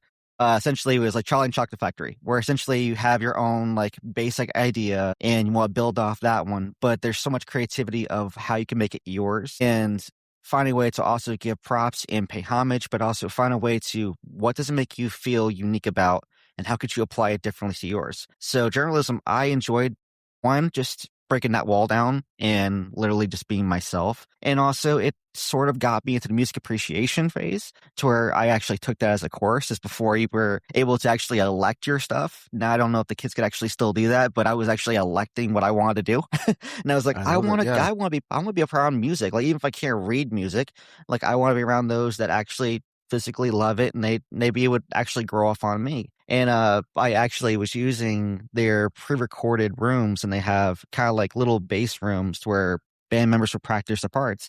And I would have me and some friends go in the rooms, and we would literally either write our 16s, or we would like essentially learn our head voice, learn what that was, and essentially just watch like Melissa Cross videos of how to do different vocals. Yeah.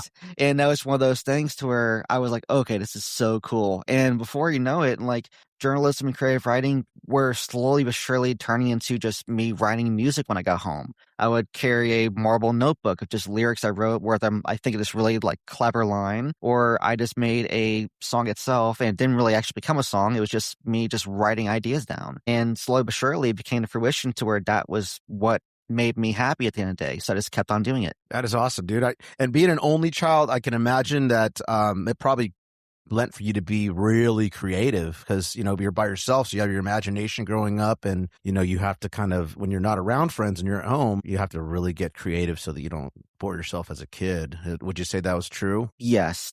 Especially in the perspective to where when you're by yourself, you have to actually like, essentially when you formulate your opinions and you figure out like what you enjoy doing. And when you essentially do like how they market it now, what they say, kind of like a warm push as far as figuring out what you like and what kind of perspective you want creatively you want to go. And then when you engage other folks, you kind of like test the audience, if you would, like essentially write the song and tell your friends, hey, I'm thinking about this one line. I really think this sounds kind of cool as far as this whole like dimension, as far as what the story I'm doing. What are your thoughts on it? And some folks like, it's not really my thing. And then that's one of those things where you can like, that's fine. If it's not for you, that's completely fine. It depends on where you're looking for your validation. If you're looking for internally, then that's all about subjective of what you enjoy. If you're always looking for validation from others and not really finding it in yourself first, then you're always going to lose, because you're pleasing someone who's not actually in your shoes or looking for your best interest 100%. I love that, dude. That's a quote right there I can use for later on when we push this episode out. That's very true. I feel 100% what you're saying with that. Especially now in today's age with social media, everyone has an opinion, including myself, and I'm guilty of that. But when you put something out, you put a lot of work into it, and you're just excited to go share it. You're always going to have people that, of course, will be like, oh, this is great. You can't do no wrong. And then there's going to be those people that just completely ignore it and don't just whatever. And then you're going to have those assholes that go on there and just have to tear it apart. They just talk all this mad shit, and it's just haters. It's people that just are negative. They're mad at themselves, probably because they're not doing anything worthwhile. So here they are going online talking crap to somebody that, they don't know through a screen, and critiquing your work and whatnot. Would you say you deal with a lot of haters sometimes with the feedback you get too online, or it's how do you actually deal with been it? actually on both sides. Believe it or not, as far as the hairs itself, I used to take it like more than I've ever had. Like even now, when I was essentially for my previous like occupation for subgenre was more horrorcore, which is more like violent hip hop, but also story writing. And my producer and me for the longest time, like we've always enjoyed building the stories with that. Never really just did the kind of like the 1 foot in, 1 foot out. If I'm fully immersed in something, I'm going to create a story. Yes. To where I'd be watching films thinking, okay, so I'm going to figure out the frequencies that really get someone's like nerves going. And I'm like, I really want to do that. So especially for the longest time, I was like, okay, I love horror movies. My father's a huge horror movie fan. I love them.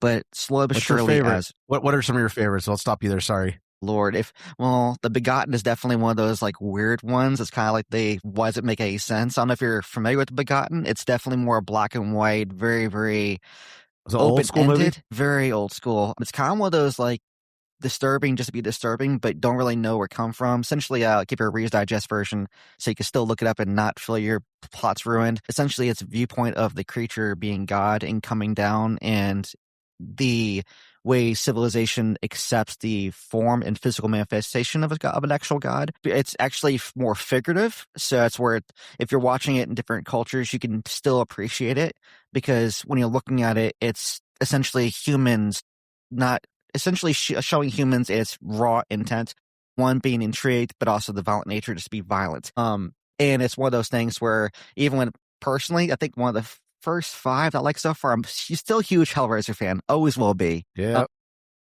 Like it's obviously like almost where Friday the 13th, where it's kind of like, okay, so where are we going with the storyline now? Because there's been so many that, okay, now Jason in space type thing. But I mean, I like psychological horrors. We could go for Midsummer. That's the key word.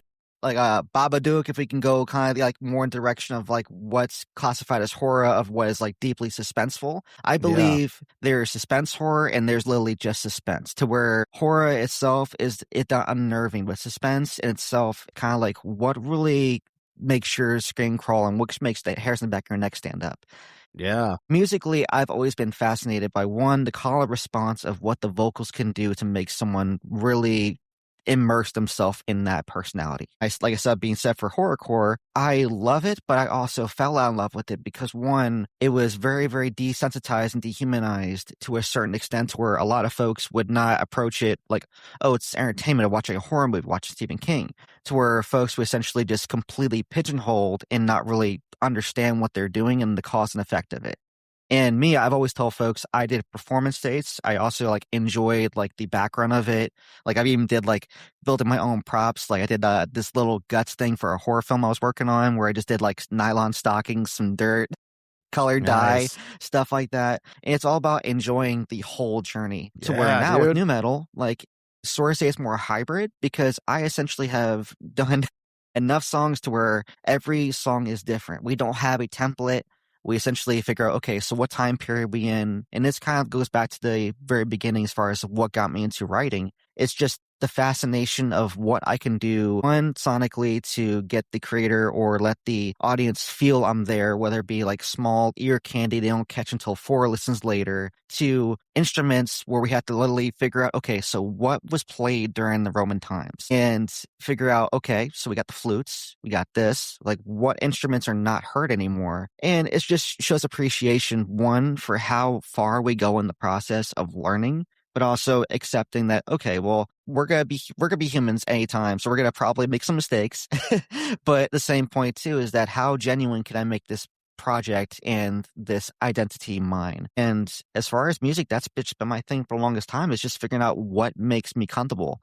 And going back to the beginning of being the only child, like that was my main thing. I leaned on music 100% for one, a concubine when I felt not so happy with myself, to more of a mental like fixation of when I was down. Okay, what can I do to boost this dopamine level? And sometimes it's a give and take, where you have music and songs that really get you up and make you feel better, but also there's ones that amplify that feelings. That's the duality of it. Yeah, dude, like everything you're saying too, it connects with me. I 100% feel you on that. Like I can tell you do your homework, and I can tell that you put a lot of thought into your craft, and I love that. That's I appreciate it. That says a lot, dude. That says a lot. And when you said psychological thrillers, I'm like, yes, because I'm a fan of horror myself. I love horror, especially the 80s, 90s horrors, like where I grew up in that era. And so I have a soft spot in my heart for that. But when I started seeing psychological thrillers and really understanding that, that's where I would it got me excited. I'm like, okay, when I'm creating something, I want to approach it from a way that it leaves people wondering and leaves people thinking and makes them want to know more, or makes them want to further investigate, or it lets them create their own imagination from what I've just given, from what I've created again and given out to you as an artist. And that to me is always fun. You hear artists that, they'll flat out tell you like, this song's about this, and that can be cool once in a blue moon. But I appreciate artwork that gets put out there and that makes me actually wonder and think, and I can take the song or the lyrics and make it my own. And like you said, it's my own journey. Now I'm putting that song in my head, and I'm remembering like the first time I heard it. I'm remembering what I was doing when I heard it, or if it's a song I constantly have on repeat, is it something that I'm playing when I'm taking the long drive to practice, or that kind of stuff. And then later that song, it's tied to all those memories, and it's tied to all these moments that you might not hear the song for 10 years, 20 years, and then you hear it and you're like, oh shit. And like all this stuff comes flashing back at you, those memories of that song. Music and art is very powerful. Do you perform around here? Yes and no. I did a few performances like 2019. Believe it or not, that was my transition from hip hop to doing full rock, to where now my producer and I, like, we're going back and forth trying to figure out what does it look like for this. Because when I first was performing, it was mostly just hip hop style. I got my beats, pretty much had my stuff tracked, got my vocal set, everything ready to go. But now for everything in itself is that, pretty much, long story short, is that I'm trying to essentially get everything. Essentially I want to have my own attire, my own costume, essentially going through, build an actual scene and make it an immersive experience. Because that's the one thing that's been kept me from so long doing it, is that obviously there is that fault of perfection, because we will never get to perfection without actually making the flaws that get you there. But the same point too is that I am building this to where even now I'm like 5 masks deep of what I want to have as far as like different styles, different themes. But right now, essentially just figuring out like, okay, what does it look like to actually make the setting? Like right now, it's took me 3 years just to get proper like merchandise set up to one. I have everything as far as from when I go to the live shows, exactly how does the call response do? I do like a couple of like business cards here for business? Like how do I set this up to make it feel one of one? And really get someone intrigued on it, because that is the one good thing, but also the one bad thing is that I overanalyze. But also when I do overanalyze, really cool things happen because I just pick everything apart. But the problem, and the double-edged sword on that one, is when you overanalyze, you make your own mistakes and get in your own way. And that has been the biggest fault of every artist, I think. So that's one of those things where, as far as performing live, we've actually discussed numerous times, okay, well, we have this whole new metal hybrid feeling as far as theatrical. When I say new metal, it's definitely more on a hip hop with the rock element. But so far, every single person in my defense is listen to the music. Like, okay, I can see new metal, but this is definitely not new metal like any classification I've heard. Because we all use like different timed instruments of like what the place was, what time period it was in, and what instruments was used to. There's some times where I'm just completely just not even using hip hop cadences. I'm just going straight to where it should make sense, but it doesn't. And then if you listen to it the next time, you're like, okay, now I'm seeing where this is going. So live, I've been actually trying to actually get this together. We're aiming for hopefully cross fingers, because right now with his sessions, he's really busy too. And that's the one thing, you always make sure you take care of producers, because if you don't take care of them, then they can't take care of you. So I want to make sure that, one, he's ready to go touring again, because I think he toured a couple of years back. And me, I just want to make sure my ducks are in a row, because especially now for independent artists, we're in that weird area of how far do you want to push it live without not fully pushing it on social media 100%, because there's 2 caveats to that. If you don't promote enough online, then the live shows won't be there. But the live shows won't mean much if you don't promote it, vice versa. So especially if you have to go online, you don't do any live shows, it just shows you're just doing online things. So it's that weird caveat to where you have to take care of both sides. It's obviously a lot different than it would have been in the 80s and 70s. Yep, for sure. Because you don't got to worry about like hiring a PR agent or someone in the back end or hire a manager. You are literally your own band manager sometimes of, okay, so we got the artwork, we got this stuff, we got to organize for the video shoot, we got the makeup person, we got everything. And what else? I love that. Yeah, you're 100% on it, man. That's everything you're saying. I have mad respect for the fact that you're thinking it all out and being over analytical about it and whatnot. It's your baby. You're creating something and you're going to put it out to the world, and you care about your craft, and it's going to show. And your fans will definitely appreciate that, and they're going to hold you to that standard. So once you do release it, they're going to be like, oh wow, and they're going to stand out from the rest that don't care. And then they're going to know that when you put something else out, you're probably either going to match what you last put out at the standard, or likely go above and beyond that, because now you know that worked, and now you have this new set of skills and new standards that you're setting for yourselves, and you just keep climbing up and up and up with what you're setting as a standard for yourself on your craft. So do you have a live band you're gonna have, or you're just gonna have like a guitar player with you? You're gonna have a drummer, you're gonna have a full band, or what? So drummers, I'm gonna hire the drummer, most likely Josh. My producer's gonna be my drummer, and either we're gonna have Josh Holland. Yes, sir. Awesome. His literally my backing band, my partner in crime per se. Like very talented dude. It's really side by side with him. Like it wouldn't be a Lyrizone to what this level is without him, because literally we build everything from the ground up every single time. Like even now with the new song, we had to redo it again because the production we had for the pre-production, it didn't match the vocal. It sounded good for a rock band, but we okay, we need to make this the character. So we had to book another session. Let's get this thing rocking. And it's one of those things to where either he's good. I'm really wanting him to do guitar, but same point too is that for what we do as far as drums, there's certain things as far as cadence I only know he can do when we're in session. So it's like I need to have him on drums, and either I hire a hired gun on guitar. And this is one of the things where it's the kind of caveat that most bands and artists don't think of until the moment happens. Is that sure, you can bring someone on for free, but how invested are they if they're not a hired gun that's being paid for compensating for their time? But the same point too is that if you hire someone for a hired gun, that as far as like taking care of like the guitar work and stuff like that, are they going to play exactly to the specifications of the part? Are they well practiced? It's a lot of extra stuff that when I had the band aspect, it's became more like people in the kitchen.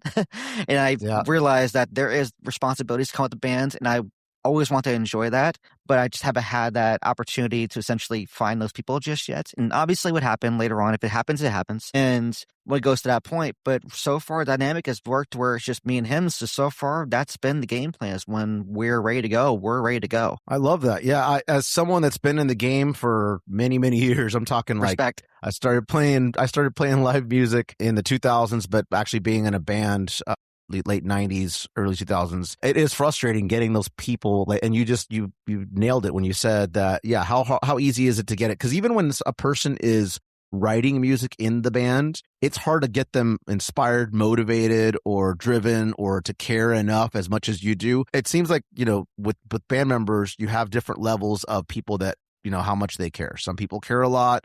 There's those ones that don't care really very much. There's those people that are just kind of, I'm just here. And what I've learned to do is that you have to find what they're best at and what drives those people and where their passions really are, and utilize those to do the jobs in the band. So like for me, for example, I know most of the guys don't like to do the social media stuff, so I know I have to handle that. But when it comes to things like building stuff and the crafty stuff, I know I have a couple of guys that are really good about that. So I just let them do and they love doing that. So I let them handle that. I might throw an idea at them of what I'm looking for, and then let them, go from there and figure it out. Then we have a media guy and whatnot. So, and unfortunately, I've with my bands, I've had lots of different band member changes, and a lot of it has to do with personalities and drive and dedication and all that stuff. But yeah, it's good and smart that you're creating your music right now with the producer. That way, if things don't work out with whether they become band members or they become hired guns or whatever, you're going to keep the name, you're going to keep the music. If they get royalties off of the music, that's fine. Whatever, you figure that out with them. But at the end of the day, Lyrizone is yours. You're going to move forward with new band members if you need to do that, or if you choose to do it solo by yourself. The songs are yours and you don't have to start from scratch. I think one of the most frustrating things as a musician before I started my band was that I would go start bands with people, and then we come up with the name, we come up with the music, we come up with all this, and then later on, a month later or 6 months later or a year later, it falls apart for XYZ reasons, and then you have to start from scratch again. And that shit is so discouraging. It's like, how many times are we going to do this? So you're doing it smart by you being the founding member and you just working with your producer. And Josh was a guest on this podcast. If you go back, I believe it was episode 3 or 4. I've had a few shows now, so it's like they're starting to stack up. But it's entertaining and so motivating to hear him speak, because I can tell he's passionate about what he does, and he's a very talented producer. So shout out to Josh for that. Absolutely. So do you have an album's worth of material right now that you're working with? So essentially we are, believe it or not, getting our first, actually, I'm breaking it off where I've just done singles for the longest time, and then essentially built it up to do like EPs, do a massive one, do a couple like extra songs that haven't been released, and then do it that way. There's been so much variety of what is, I guess, promoted these days as far as what we send out for artists and what we send out as just musicians itself. Do we just send it as singles? Do we build it up as a 4-track EP and then push it out that way? Like, what's the longevity for albums? And slowly but surely, we've had listeners that had the attention span to where like they just want to have songs every single week, to ones where slowly but surely now I'm hearing folks are actually wanting to have the album mentality. They rather wait now, because people have been so overstimulated for how much content had to be pushed so much at so fast, frequent time that no one really is retaining enough of it. So folks are like saying, oh, well, I'd rather wait like 2 or 3 releases that are major, or 2 albums a year that are just kick ass, to having songs every single like month. Because I've had conversations with Josh where we're going through back and forth of kind of like what it looks like for the goal. And I was telling him the goal always ends in a different way, because I never look at it where I need to get this magazine feature because I already had that. I don't need to get this radio thing because I've already had that. Like, it's one of those things to where you just keep on changing the goalpost and keep on moving it. And I know it's very, very generic to say, but I have truly enjoyed the journey enough to where anything happens at this point, to where if I release an album, put it all together, and we're good to go, solid. If we decide to just do what we're doing now, to where, one, I just keep on writing material of like historical elements and times I really enjoyed and just got me in the moment. If I watched like Troy or something, I was like, I want to make a song about this type of time period. It's one of those things where I just don't feel pigeonholed to, one, feel like I need to over push just to over push. Because one thing that I think a lot of people actually agree to is that Rembrandt was essentially a amazing artist, but he did not have any wealth when he passed away. And when he passed, his paintings are like billions of dollars now. So if we're going to just push out art itself to feel validated for in the moment, then me personally, I've already lost that battle, because one, I don't like the idea of releasing music just to release it to throw to someone for background noise. I would rather me have something going, take my time with it, put a little bit of my personality into it. Like, essentially when I'm reading like 48 Laws of Power by Alan Green, like stuff like that, and I'm actually implementing books like that into the songs. Like, even with the 23 Knives Julius Caesar one, like I had to do history pieces on that one. I had to figure out like, okay, personality wise, what have I felt in my lifetime as far as betrayal? Have I felt eagerness, ego? Like, what personality traits could fit into that? And that song itself took me 6 months. And by all 6 of the category, I lost that opportunity to push that for 6 months because people were just wanting 5 to 6 songs at a time. And I think that's kind of that caveat to where whatever you're comfortable releasing at whatever time period you are, just do it. Because I think folks in the end are gravitate toward authenticity. Look at me, can't even talk like I can record well. They gravitate toward you actually being genuinely yourself and showing the cracks in the armor, showing exactly who you are and what you're not afraid to expose, rather than just shoveling nonsensical things 24/7 for simple appeasement. And I think right now it's getting close to where artists are actually going to start, one, just getting tired of the social media game of posting every single day. They're going to post like maybe once every 2 weeks, but when they do, they're going to either like me posting about this right now, having a good conversation with you, what I pulled out of it, my experiences. And that's going to, in the end, the audience gravitate more toward that for long term, because it's not fast food.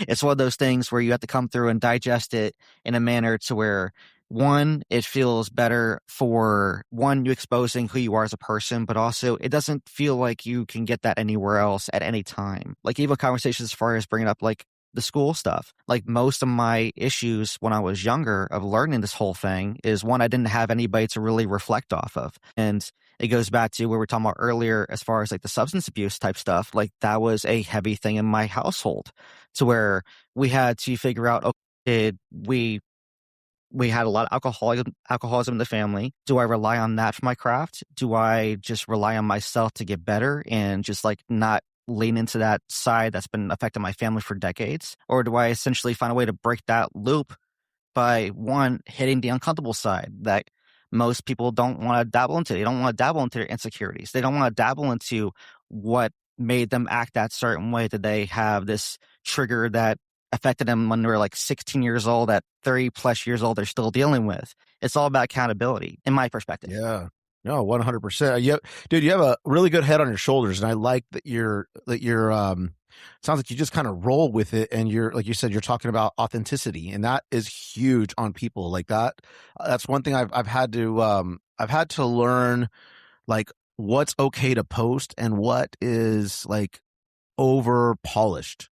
For me, I love to see things that are nice and shiny, well put together, and so well crafted. But it's like you go look at some of these videos that go viral, and these artists that people are really loving and digging and supporting, and it's like literally someone just on their phone, just singing, like walking down the street or in their car or whatever, and it like gets thousands and thousands and thousands and thousands of views, and people are just loving it. And it's because people can relate to that. People can see themselves in there, and they can see like, okay, I'm seeing the beginning of something great here. I'm going to support something and get to watch it grow into something even bigger than it is. And I think you're 100% correct. You gotta kind of know, you got to kind of see what your audience wants, right?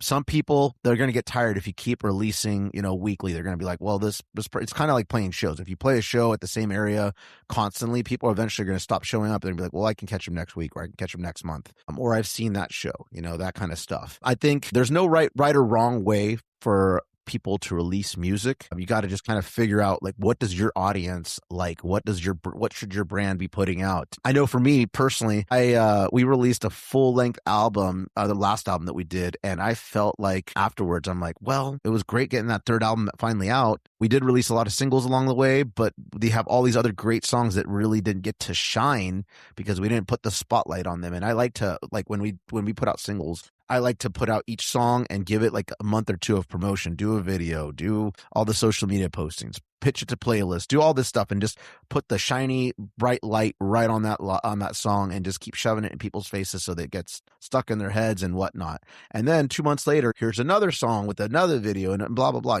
But putting out an album, I feel like we did an injustice for a lot of the great songs that never really got to get that video and get that push and all that on that album. So I've changed my perspective of how I want to release music, which we're working on a fourth album, but I'm doing now singles like here and there, and just trying to push it that way.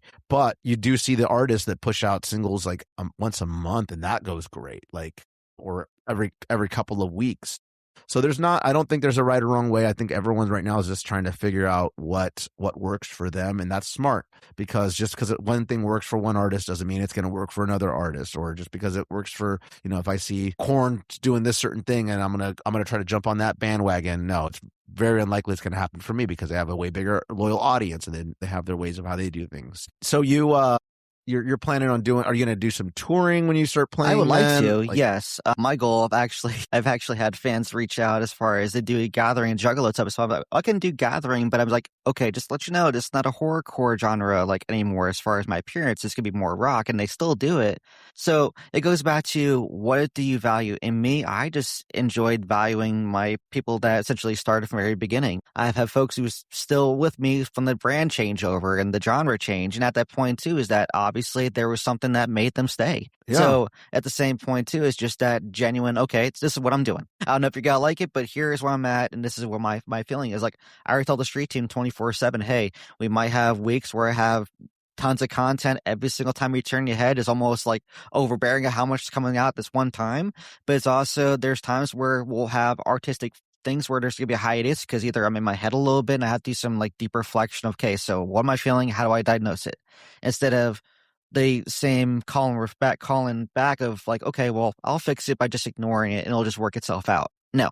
Do you have Oh, go ahead. No, as far as like, that's kind of my main thing is that for the longest time, that's been my main thing now, just confronting it and dealing with it. Because that's been most of my hiatus as far as music itself. And it's self-induced because I just didn't either want to take care of it or I just fell back to old habits to end up like, okay, you could have fixed this months ago by just taking a 10-minute conversation and just dumping and just being done. So as you're saying, sure. What do you have? So do you have music videos that you've put out?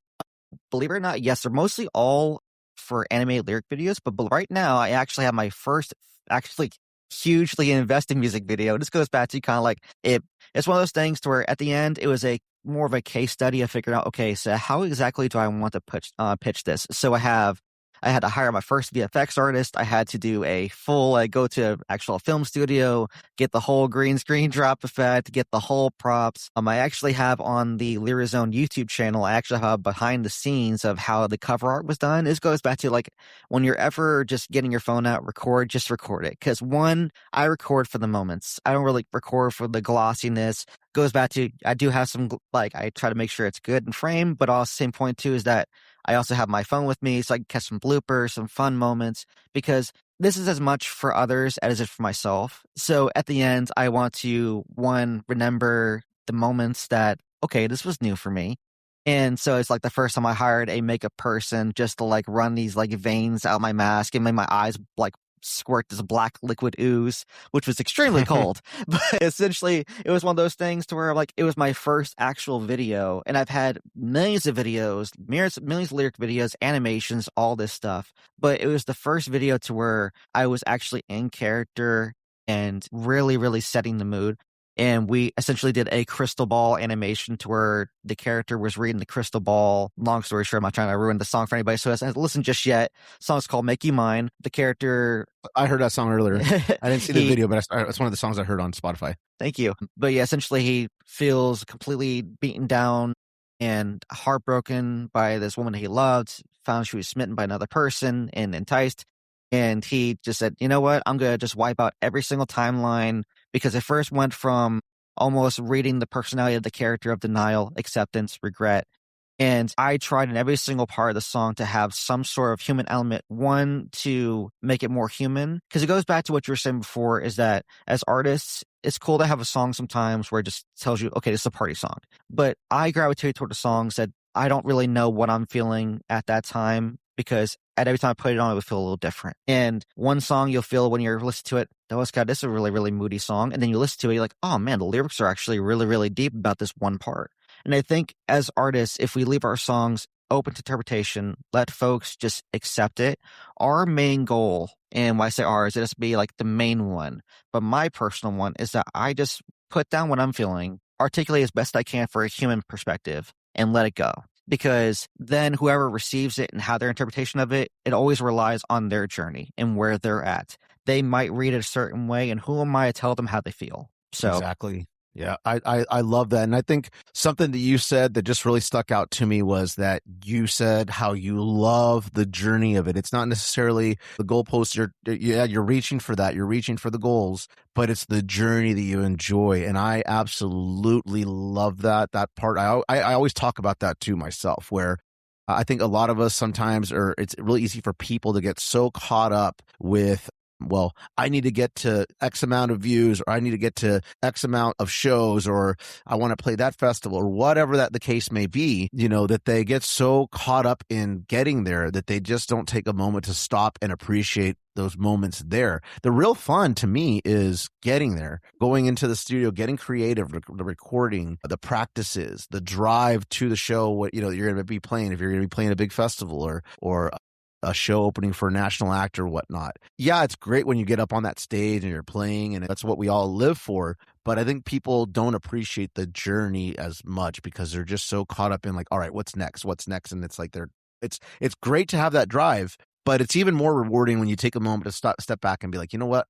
Look where I'm at right now. Look where I was 10 years ago or 5 years ago when I was first starting in music. Like you think and reflect back on, how it was just maybe an idea and then where you've gotten to. And it's a journey. And you find that a lot of the times what you remember mostly is those ups and downs that you had versus the actual moment, if that makes sense. So like you could be playing a festival that you really wanted to play, but what did it take to get there, And it's those moments of what you did, the process and the people that you were around that really is what matters and what you tend to remember years and years later.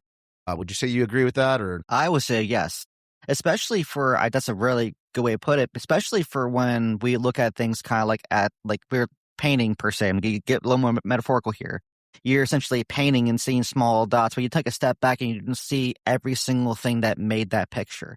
And for right now, for most of us, we get so stuck on kind of like the moment of getting here, getting at point A to point B, but we don't really understand, okay, so dude, you were just 7 to 10 years ago, you weren't even thinking about this project. You weren't even thinking about this point. Like you came so far. And that also helps when you're in your head thinking that you're not worthy of it. Because when you found a way to still make it happen, you were essentially still fighting every single day to get to that point. And especially for myself, I give myself constant smacks in the face with being humble of like, okay, I need to get to this point. I need to get this main goal by the end of the year. I'm looking forward to it. But then when you watch those recaps or you do like kind of like a recap of your whole year, you're like, wow, I did a lot of stuff that sort of build to that. So it's one of those things, if you need to stop and smell the flowers every once in a while, because most of us, when we're so stuck on doing, when we don't really, obviously some things happen, things fall down, we're like, oh man, I did not get that. Oh, I didn't get that show, or this person, as far as a hired gun, didn't show up and everything got completely knocked sideways. But you didn't remember, oh, well, I met my brand new graphic designer during that time. I actually met a new venue person who wanted to have my show there. I met some new vendors that wanted to essentially like sponsor my stuff. Like it's one of those things that we get so stuck on this one thing. We don't look at the other things that caused it to actually like domino over and all the people that we affected in our lives that came into our lives. So I try to find a way to, even when I get kind of pigeonholed on the goal, I also try to stop and admire the things that are going on around me. That way, one, it feels more like a more fulfilled journey because you're experiencing all of it and not just tunnel vision of I need to just get this one thing done. Like last year, like when I was doing essentially marketing for different stuff, I was like, okay, let's go ahead and see what we can do as far as getting custom teas, custom hot sauces and stuff like that. And a lot of these companies, they're doing good, but some of them had to actually like step away for a little bit. But those were relationships to where I didn't know anything about the business besides just having like a brand logo and an artist name. And they were helping me get the LLC information knocked out, the trademarking stuff. Like it's one of those things to where sure, it started off as just doing a marketing thing, but it became a lot more network worthy. So you never really know what you're going to experience until you just actually step back, like you said, and just absorb what's going on around you. 100%. And then you learn to appreciate everything a lot more once you do that. One thing you mentioned earlier that I just wanted to go back on is you had mentioned something about, was it alcohol related? Alcoholism, like yes. issues? Alcoholism. Is that something that you personally experience within yourself or with family members? Or okay, of course. Yeah, it's pretty much been my father's family and father's side for a very long time. And it's probably in a lot of mom's side too, but it's one of those things to where my father's father had it, my grandfather had it, my dad had the issue, and when I was younger, I had issues with it as well. And it's going back to we all had our own things, and it kind of where his father essentially passed away at an early age. Like then essentially when my dad passed at an early age as well. So I'm like sitting here like, oh, so it's been a domino effect of, okay, so it'd be easy to just go to a bottle and just say, okay, you know what? Fuck it. We're done. And just completely numb the shit out in the whole experience of life. But at the same point too, is that I had the issues with it. And then I realized everything that you're dealing with is self-inflicted because yes, everything's been kind of like a little messed up and it's so easy to pick the bottle up and just try to find some like kinship inside of it. Like going back to kind of like, it's a dark, unfortunate like fact. If you're an only child and alcoholism is kind of like your bonding sibling, it's that really fucked up feeling that, okay, well, I don't have anybody else but this. So it's going to help somehow in some way because it can't talk back to me. But it's one of those things to where as I was pretty much growing older, I realized that, dude, it's not a like healthy dependency. It's a dependent variable of, okay, so I am putting negative connotations already on a situation, a product that doesn't, it's already a depressant. So why are we even doing this besides just loathing and hating ourselves and just dealing with that unchecked emotion? And before I knew it, I was like, dude, I'm stuck in the same cycle my family's been in for generations. Why? Yeah. And it's one of those things like, dude, do you really want to get better? Or are you just making a story up and saying you want to get better, but not actually making the movement? So I had to essentially go sober, and that was very difficult. And it's one of those things to where even now I'm like, even socially, I'm like, I won't even try to. And it'd be like, okay, should you get a drink? Well, nah, maybe. And then after like a couple apple souders, I'm like, whiskey sours are really nice. I like this. And then I'm like, get a taste again. And then I immediately kill it. I'm like, nope. That's as soon as I get that taste back, I'm like, dude, no, this is the bad step. And I always tell folks, I'm like, it's that weird thing of social, like it's a social thing and a social gathering type thing where folks like they relate alcohol to essentially getting together, having friends, and just being together. And sometimes that is the way to go about it. But I have been essentially isolating myself from it. One, because it's a controlled variable that I'm not wanting in my life anymore, but also it's one of those things where I don't really need it. And I rather just be in someone's company, talking to them one-on-one. Obviously, sometimes the alcohol does help a little bit, but it's also one of those things to where I have been trying to like shut it from my life. One, for just betterment of being more fulfilled, but also more clear-minded. I love that, dude. Like I said, you have a great head on your shoulders, and I love how you said all of that. I can 100% relate to you on that as being an alcoholic myself. So my grandpa died of alcoholism. My dad died of alcoholism, which is, his son, obviously. And then it fell on me pretty much where I was going down a really bad path of partying and whatnot. And I just had to basically say, all right, I don't want my legacy to be this. I don't want to follow that generation. I don't want to continue burning bridges. Everything that that I've built and that I've have around me, I'm worth more than this, and I want my legacy to be something much more than just the generational. He died of alcoholism, and what a piece of work he was. It's not for me. So I don't touch it at all anymore myself. I occasionally will drink the non-alcoholic beers here once in a blue moon, but at first it was very hard. Like you said, it's one of those things that makes being social easier, and relearning to be social after you've done a lot of partying. And that's always the number one thing of like, where are we going to have drinks? You go to a concert. Where are we going to have drinks? Where are we going to have drinks before we go to the game? Everything was literally drinks. And you find out how much drinking is in other people's lives. And you're like, what the fuck? Like, I wasted so much time doing that. Like, why? And now I have all this time on my hands. Well, technically I don't have all this time on my hands. I did have all this time on my hands when I got sober, but I was like, all right, I'm going to fill that with positive things to make up for all these lost years of me wasting it drinking and partying and just not doing anything with myself. And so that's one of the reasons why this podcast got started. Another reason why my band, I took it to another level of commitment for me. And I'm working 2 jobs, and I'm keeping busy with any projects at the house or anything like that. So I keep myself very busy for that main reason, is that it's like life is great. What the hell am I drinking for? Why am I adding a depressant to my life? Why am I burning bridges? I don't appreciate the things I have. So mad props to you, dude, for recognizing that and fighting it and not letting it be what you're remembered for, and you're turning it into something positive. You're keeping busy with your music. I love that. That's I can sense the passion in your voice. I can hear it. And I love that you're so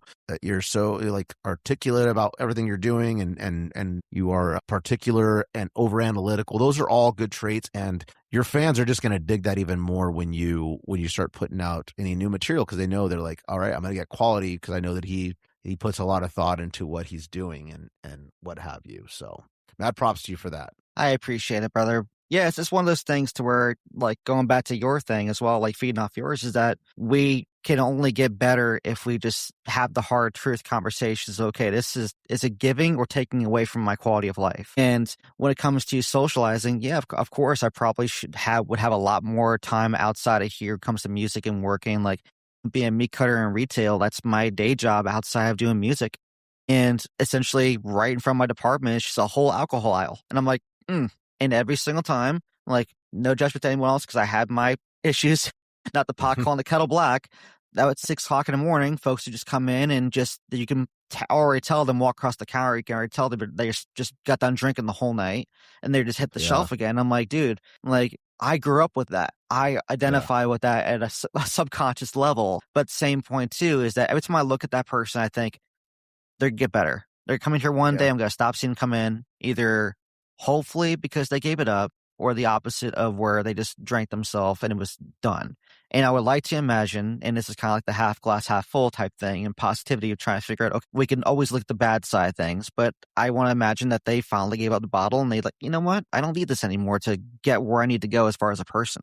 Yeah. And I think most of us, when we actually get stuck inside of alcoholism, a lot of it essentially is because we're trying to find something that one makes us more comfortable to essentially, if we just don't like our relationships, if we don't like our life at home, if money's just not good, finances are kind of rocky, and that's the only thing that sort of like gets us out of our head for a little bit, even if it's like 3 or 4 hours till the buzz wears off, it's still something. But wait until you figure out you don't actually need that like little dopamine buzz and you actually just articulate what you actually want to do. Then the world becomes your oyster, man. Because Yeah.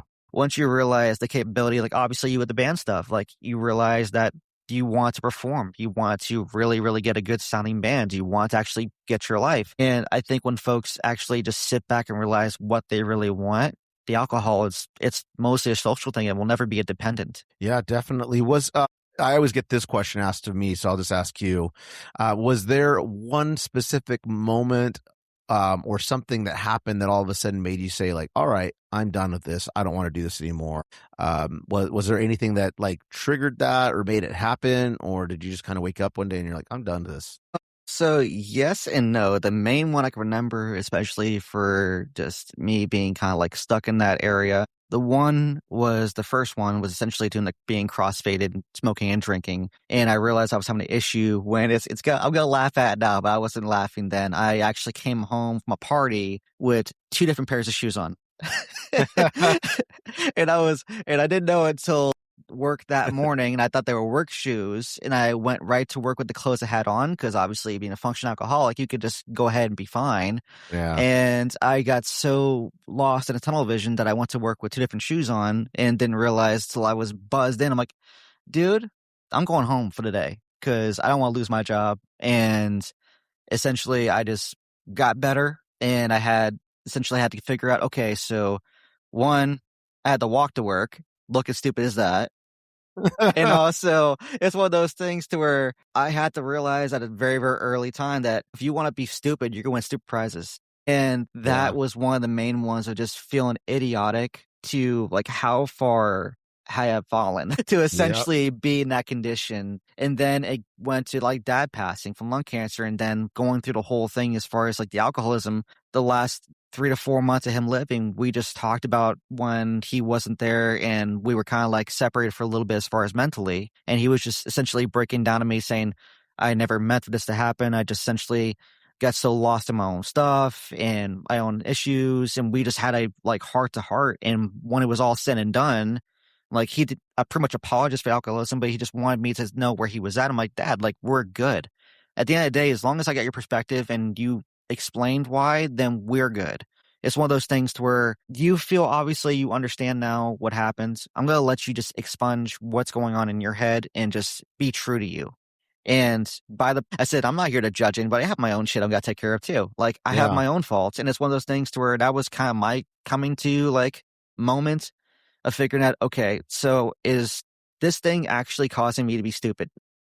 And surely enough, it was to where I wasn't socially drinking anymore. I wasn't doing it for creativity. I wasn't even doing it just to essentially just fill that void. I was literally just doing it because it was a secondhand nature and muscle memory. And that was one of the things to where I was like, nope, we're killing this shit. We're done. So, and did you have certain things you had to do or avoid? Because sometimes people have to go to, AA, or they can't be around people that are drinking. Or do you have any of that, or what worked for you? I actually had to, and that was a weird time. I was actually working retail all the way through high school. I actually had to stop working retail for a bit, specifically because I would be tempted to get an actual can of beer before I left, and I had to do odd jobs that essentially removed alcohol from any proximity. And I never had any issues as far as like losing licenses, but I was like, I don't want to tempt myself doing that because I know that to err is human. And I know that if I put myself in temptation's way, that it would actually happen. I mean, the human will is always so strong. And if we're not mentally preparing ourselves or like making sure we're checking ourselves, then we're just setting ourselves up for failure. Yeah. So at that point, I just constantly figured out, okay, you know what? Let's just go ahead and do like, I was helping out with junkyards a couple of times, and that was actually a pretty interesting gig. But and I didn't get back to retail in like 2015 and got back into meat cutting, and it was just like secondhand nature. But dude, when I tell you the transition of me coming back from me being sober minded and collected, dude, it was like a totally different, complete game to where it wasn't muscle memory coming in, completely alcohol like driven, just working cognitively, being fine, to where I'm actually engaging customers more because I know I wasn't doing it before, Yeah. and engaging more, getting personality back, like being that person that I need to be. It's unfortunate it took that situation for it to actually like finally click. But dude, I would say right now I'm so much better for it. So even though it was that like shameful moment in my life, that was a really bad moment. It's going back to the journey. I appreciate the journey that got me here at the Yeah. end.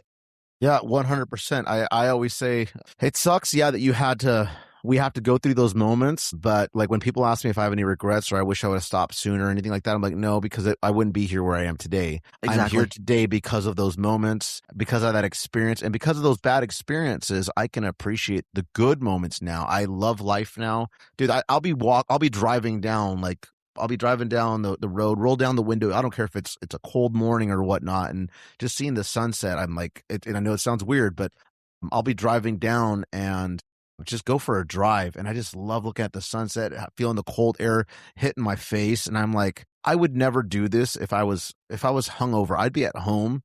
I would be hating life. I'd be questioning what happened the night before. Who did I piss off? What friendships did I personally or probably burn? Yeah. Bridges you burn and all that. But now it's like, no, I'm taking a drive. It's early in the morning. I get up and I work out. I go for a drive, and I'm just enjoying the being up early and having another day of life and not having that regret and not having any of those guilty feelings and none of that crap at all. And that's all stuff that I think people take for granted forever because we get numb to everyday life. And eventually when you start drinking, I feel like a lot of people I feel have a drinking problem. They just don't realize it. And I always say this, that having a drinking problem doesn't necessarily mean that you're getting arrested or getting in domestic fights or getting fired from your job. A drinking problem can literally just be you having a habit where your body needs it. If your body needs it, if you can't quit and just actually quit, like, and you've got a dependency in it, it's a lot easier to say, yeah, I can quit. And then you stop for a couple of days and then you're back the next day, you're drinking 3 IPAs, 4 IPAs, whatever. It's a lot easier for someone to say, I can quit whenever I want.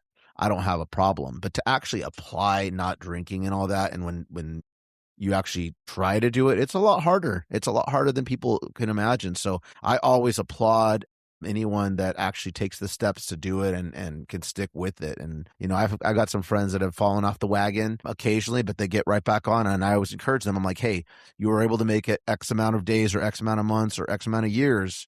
Don't look at this as a reason to continue to go down that path. Look at it as, all right, well, now I know that I'm once you're an alcoholic forever. And it's one of those things, like, just because you're an alcoholic doesn't mean that you have to continue the pattern. It just means that you probably shouldn't have a drink and just keep pushing forward and take it one day at a time. And if you've done it before in the past, you can quit, you can do it again. And luckily I'm almost, this year, it'll be 3 years in September. Congratulations, man. Sober. I haven't fallen off. Thank you. I haven't fallen off the wagon, but I always remind myself that, hey, that demon is still inside of me. And I got to be careful with that, because there's been a few close calls where I'm just like, oh, it sounds tempting, but it's like, nope, it's not worth it. You got to stop and think about what you have and what you could lose. And I guarantee you that the bad things will outweigh any, if you can find any benefits of it. I don't see any benefits anymore when people ask me about that. That's the interesting thing, to go back to like your essentially opening as far as the look at the sun and feeling the breeze, isn't that kind of a correlated kind of like feeling that it's really interesting for humans in itself, to where we use alcoholism and alcohol itself when we go to it to essentially figure out a route to being happy. And then when we actually stop doing it and we actually just shut up and enjoy, and just like pretty much enjoy the scenery, don't focus on doing, and just sit and be collected and self-actualize, that we then start actually receiving everything. We're already going for something else. Like we're trying to get happiness through a bottle. We're trying to figure out, I need a little bit of quietness because the world's so loud right now. But if we actually just sit back and let the world do its thing, like it's actually its own form of alcoholism to where you can essentially enjoy life. That's where people will say constantly being high on life and stuff like that, to where essentially you are literally just letting life do its thing. And that's kind of like where my perspective too as well is like, even when I'm feeling like there's days where, man, like I can really use one. And you start getting that little taste in the back of your throat, like, man, like I can still remember it like it was like yesterday.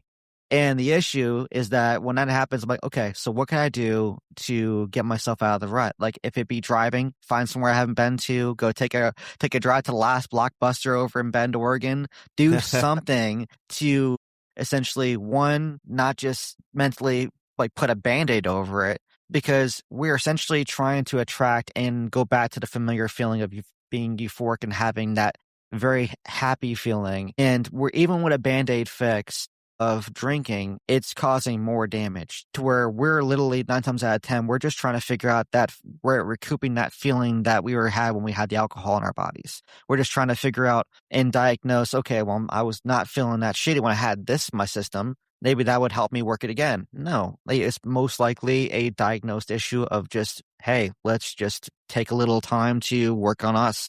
Let's do some R&R. Let's essentially figure out, why did we like vent out and act too obliviously like raged out last week? Was something really bothering us?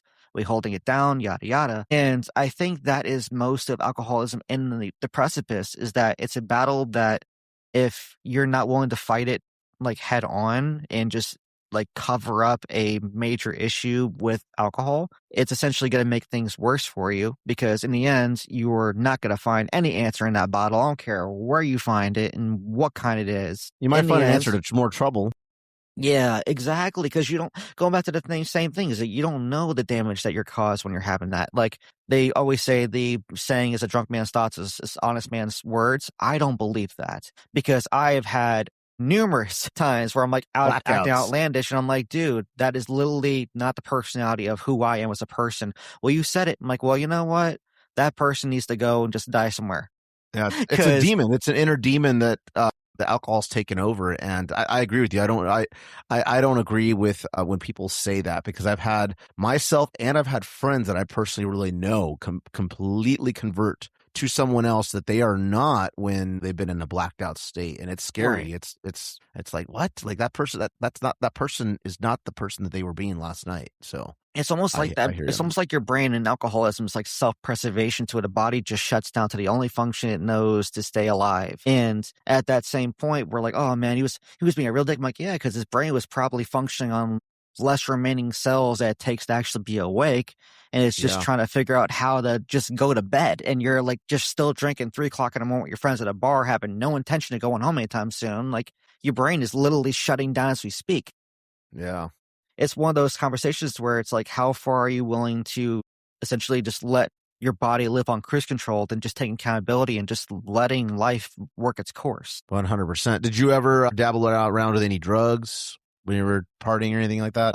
No, that was good for you. Besides LSD, good for you. LSD and acid, but those were horrible trips. So I never did it again. Damn. So what? What was that like? I've never done LSD or acid, but what were those like? More microdosing. It's mostly, it depends on the person. I will say for mine, I've been blessed to actually have people around me that kept me grounded and essentially were with me to ground me. And I've also had bad trips with folks that essentially, when I had my last acid trip, that was back in South Carolina, I had a horrible one to where I thought I was with friends and family, and they were not, because essentially I was waking up by myself, and I had a horrible crash to where I essentially just unleashed a inner part of myself. I was literally crying in a corner for 2 weeks straight. And it was 2 weeks straight? Yeah, dude. I wouldn't leave the house. I wouldn't leave the house at all. I was pretty much staying with the parents, and I just locked myself in the room, and they were putting food outside the door. I wouldn't touch it. I was just sitting in my room, and I went out, got some water, just enough nutrients not to die. How did it last? So does it last that long in your body, or were you just essentially taking it? I was going back and forth because I was having horrible withdrawals.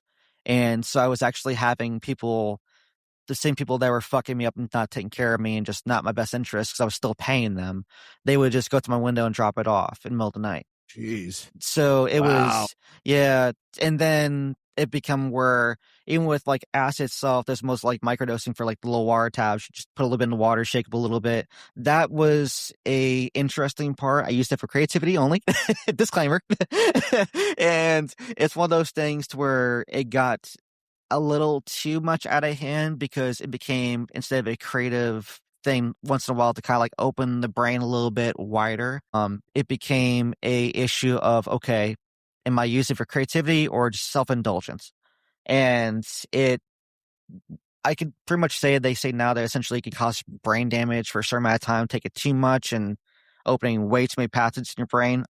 Can't speak on that yet, but I could say perspective wise, so far, I feel like I'm a little bit more light minded and better rounded, but now pretty Yeah. much I am as straight edge as I could, which has been also like, it goes back to kind of like that stuff where the reason why I haven't had that touch of stuff is that I'm no longer in South Carolina. I'm over here in Washington.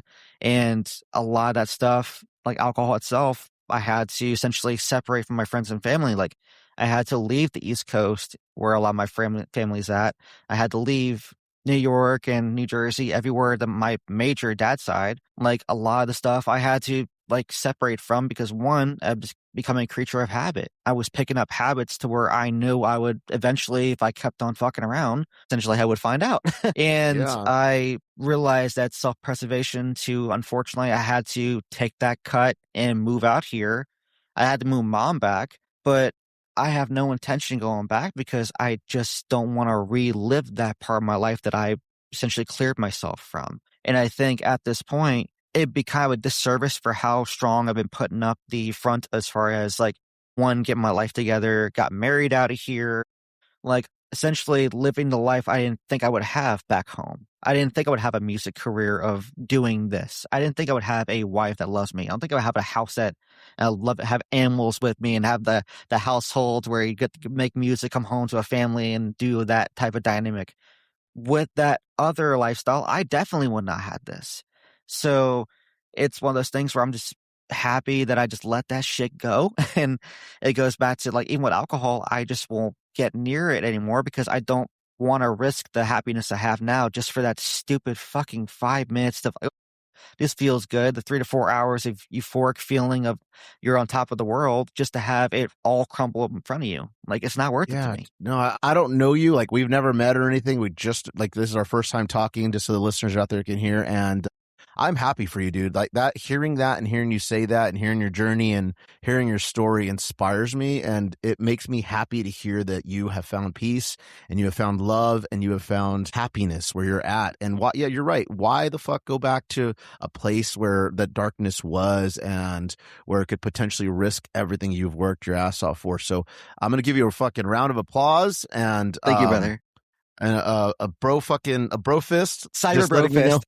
cyber bro fist, letting you know that I'm proud of you, even though I don't know you. I'm very proud of you, and it right now when you just said that, it inspired me because that makes me like I feel like I can really relate to you because I'm kind of in that same state right now where you're at, like where I have my dogs, I have my girlfriend, I have everything I love right now, and I have my music. I may not be rich and all that crap, but none of that stuff matters at the end of the day. What matters is, dude, you're rich. You're rich. Rich is You're rich. yeah, It's all about exactly. perspective. You're rich. It's all perspective. Exactly. It's about where you're at, where your peace is, where your comfort is, where your happiness is, where your love is.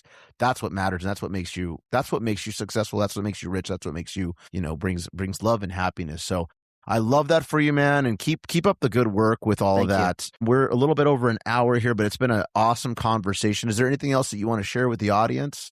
Yeah, as far as the music itself, just like I said, find Lyrizone wherever, but let's focus on the main closing of this one. If you are having a issue right now, as far as one, you feel like it's time to give alcoholism and get the bottle up, or you have any substance that you're just ready to be done with, and you feel like tomorrow, you just work on it tomorrow and you could end tomorrow, don't. Like, the easiest way to quit is start now. Because tomorrow, you're probably not guaranteed. You might not be guaranteed tomorrow. And the battle tomorrow is going to be way a lot harder than it is right now, believe it or not.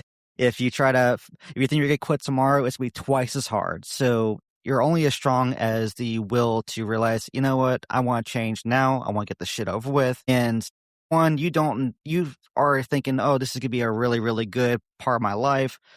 Dude, things are so much better when you take the fucking, put your hands on the wheel and start actually driving the car again. Stop being the little driver. Stop being the passenger and letting, alcoholism drive you around and just show you cool places. Just take the car for a drive on your own time. I love that, dude. Thank you so much for saying that. I know that the listeners are going to appreciate hearing that. Your story, your words can save somebody's lives. And that's what I'm hoping to do with this podcast. And thank you for the inspiration, man. Thank you for being a guest on the show. So everyone out there, go check out Lyrizone. You can find him on Instagram. Are you on Facebook? Everywhere, brother. Everywhere. Okay. YouTube. Make sure you follow, subscribe, check out his music. I checked it out earlier on Spotify. Great musician. I'm excited to see what else you start putting out, man. Thanks for being on the show. My pleasure, brother. And that is the end of segment 2 with my guest, Lyrizone. Make sure you go check out his music and his videos. Follow and subscribe to his pages. I love the hard work that this guy is putting into his music and his passion and his drive. If you couldn't tell from listening in on that podcast, I can definitely tell that he is committed to it. And if you know me, you know I love hard work, and I love when people are all about it and not just half-assing something. I have mad support for anyone that reaches for their goals and that works hard for it, not just puts it out there just like that. So Lyrizone, go check him out right now. And we are going to be ending this week's podcast. I've got to give a big shout out to our 2 subscribers, financial subscribers, monetary financial subscribers, which again are Eric Sheets and Mr. King John. Thank you guys both very much. Anyone out there that wants to contribute monetary-wise, there are links that you can contribute on a monthly basis as a subscriber. Any amount helps. This podcast, as I always say, does cost us money to run it. It costs us time, costs us efforts and all that. So it's definitely not free on our end, but we love doing it. And getting these donations from folks does help us with the software. The software is also can be very spendy for editing tools and for uploading. Definitely helps with any amount that you can contribute. For all of you out there, we appreciate you. Thank you so much for listening in. And those of you that share the podcast with other people, we love you guys. And thank you guys so much for continuing to listen. We do this podcast for you guys. I always say this is the podcast of the people for the people. Hopefully you learn something from this. Hopefully you can take some of this from our folks that leave comments and from our guests and apply it to your life and make your life better with it. So have a great rest of your week. We love you guys. And love yourself because you deserve it. Be sure to find us on all social media platforms, follow and subscribe.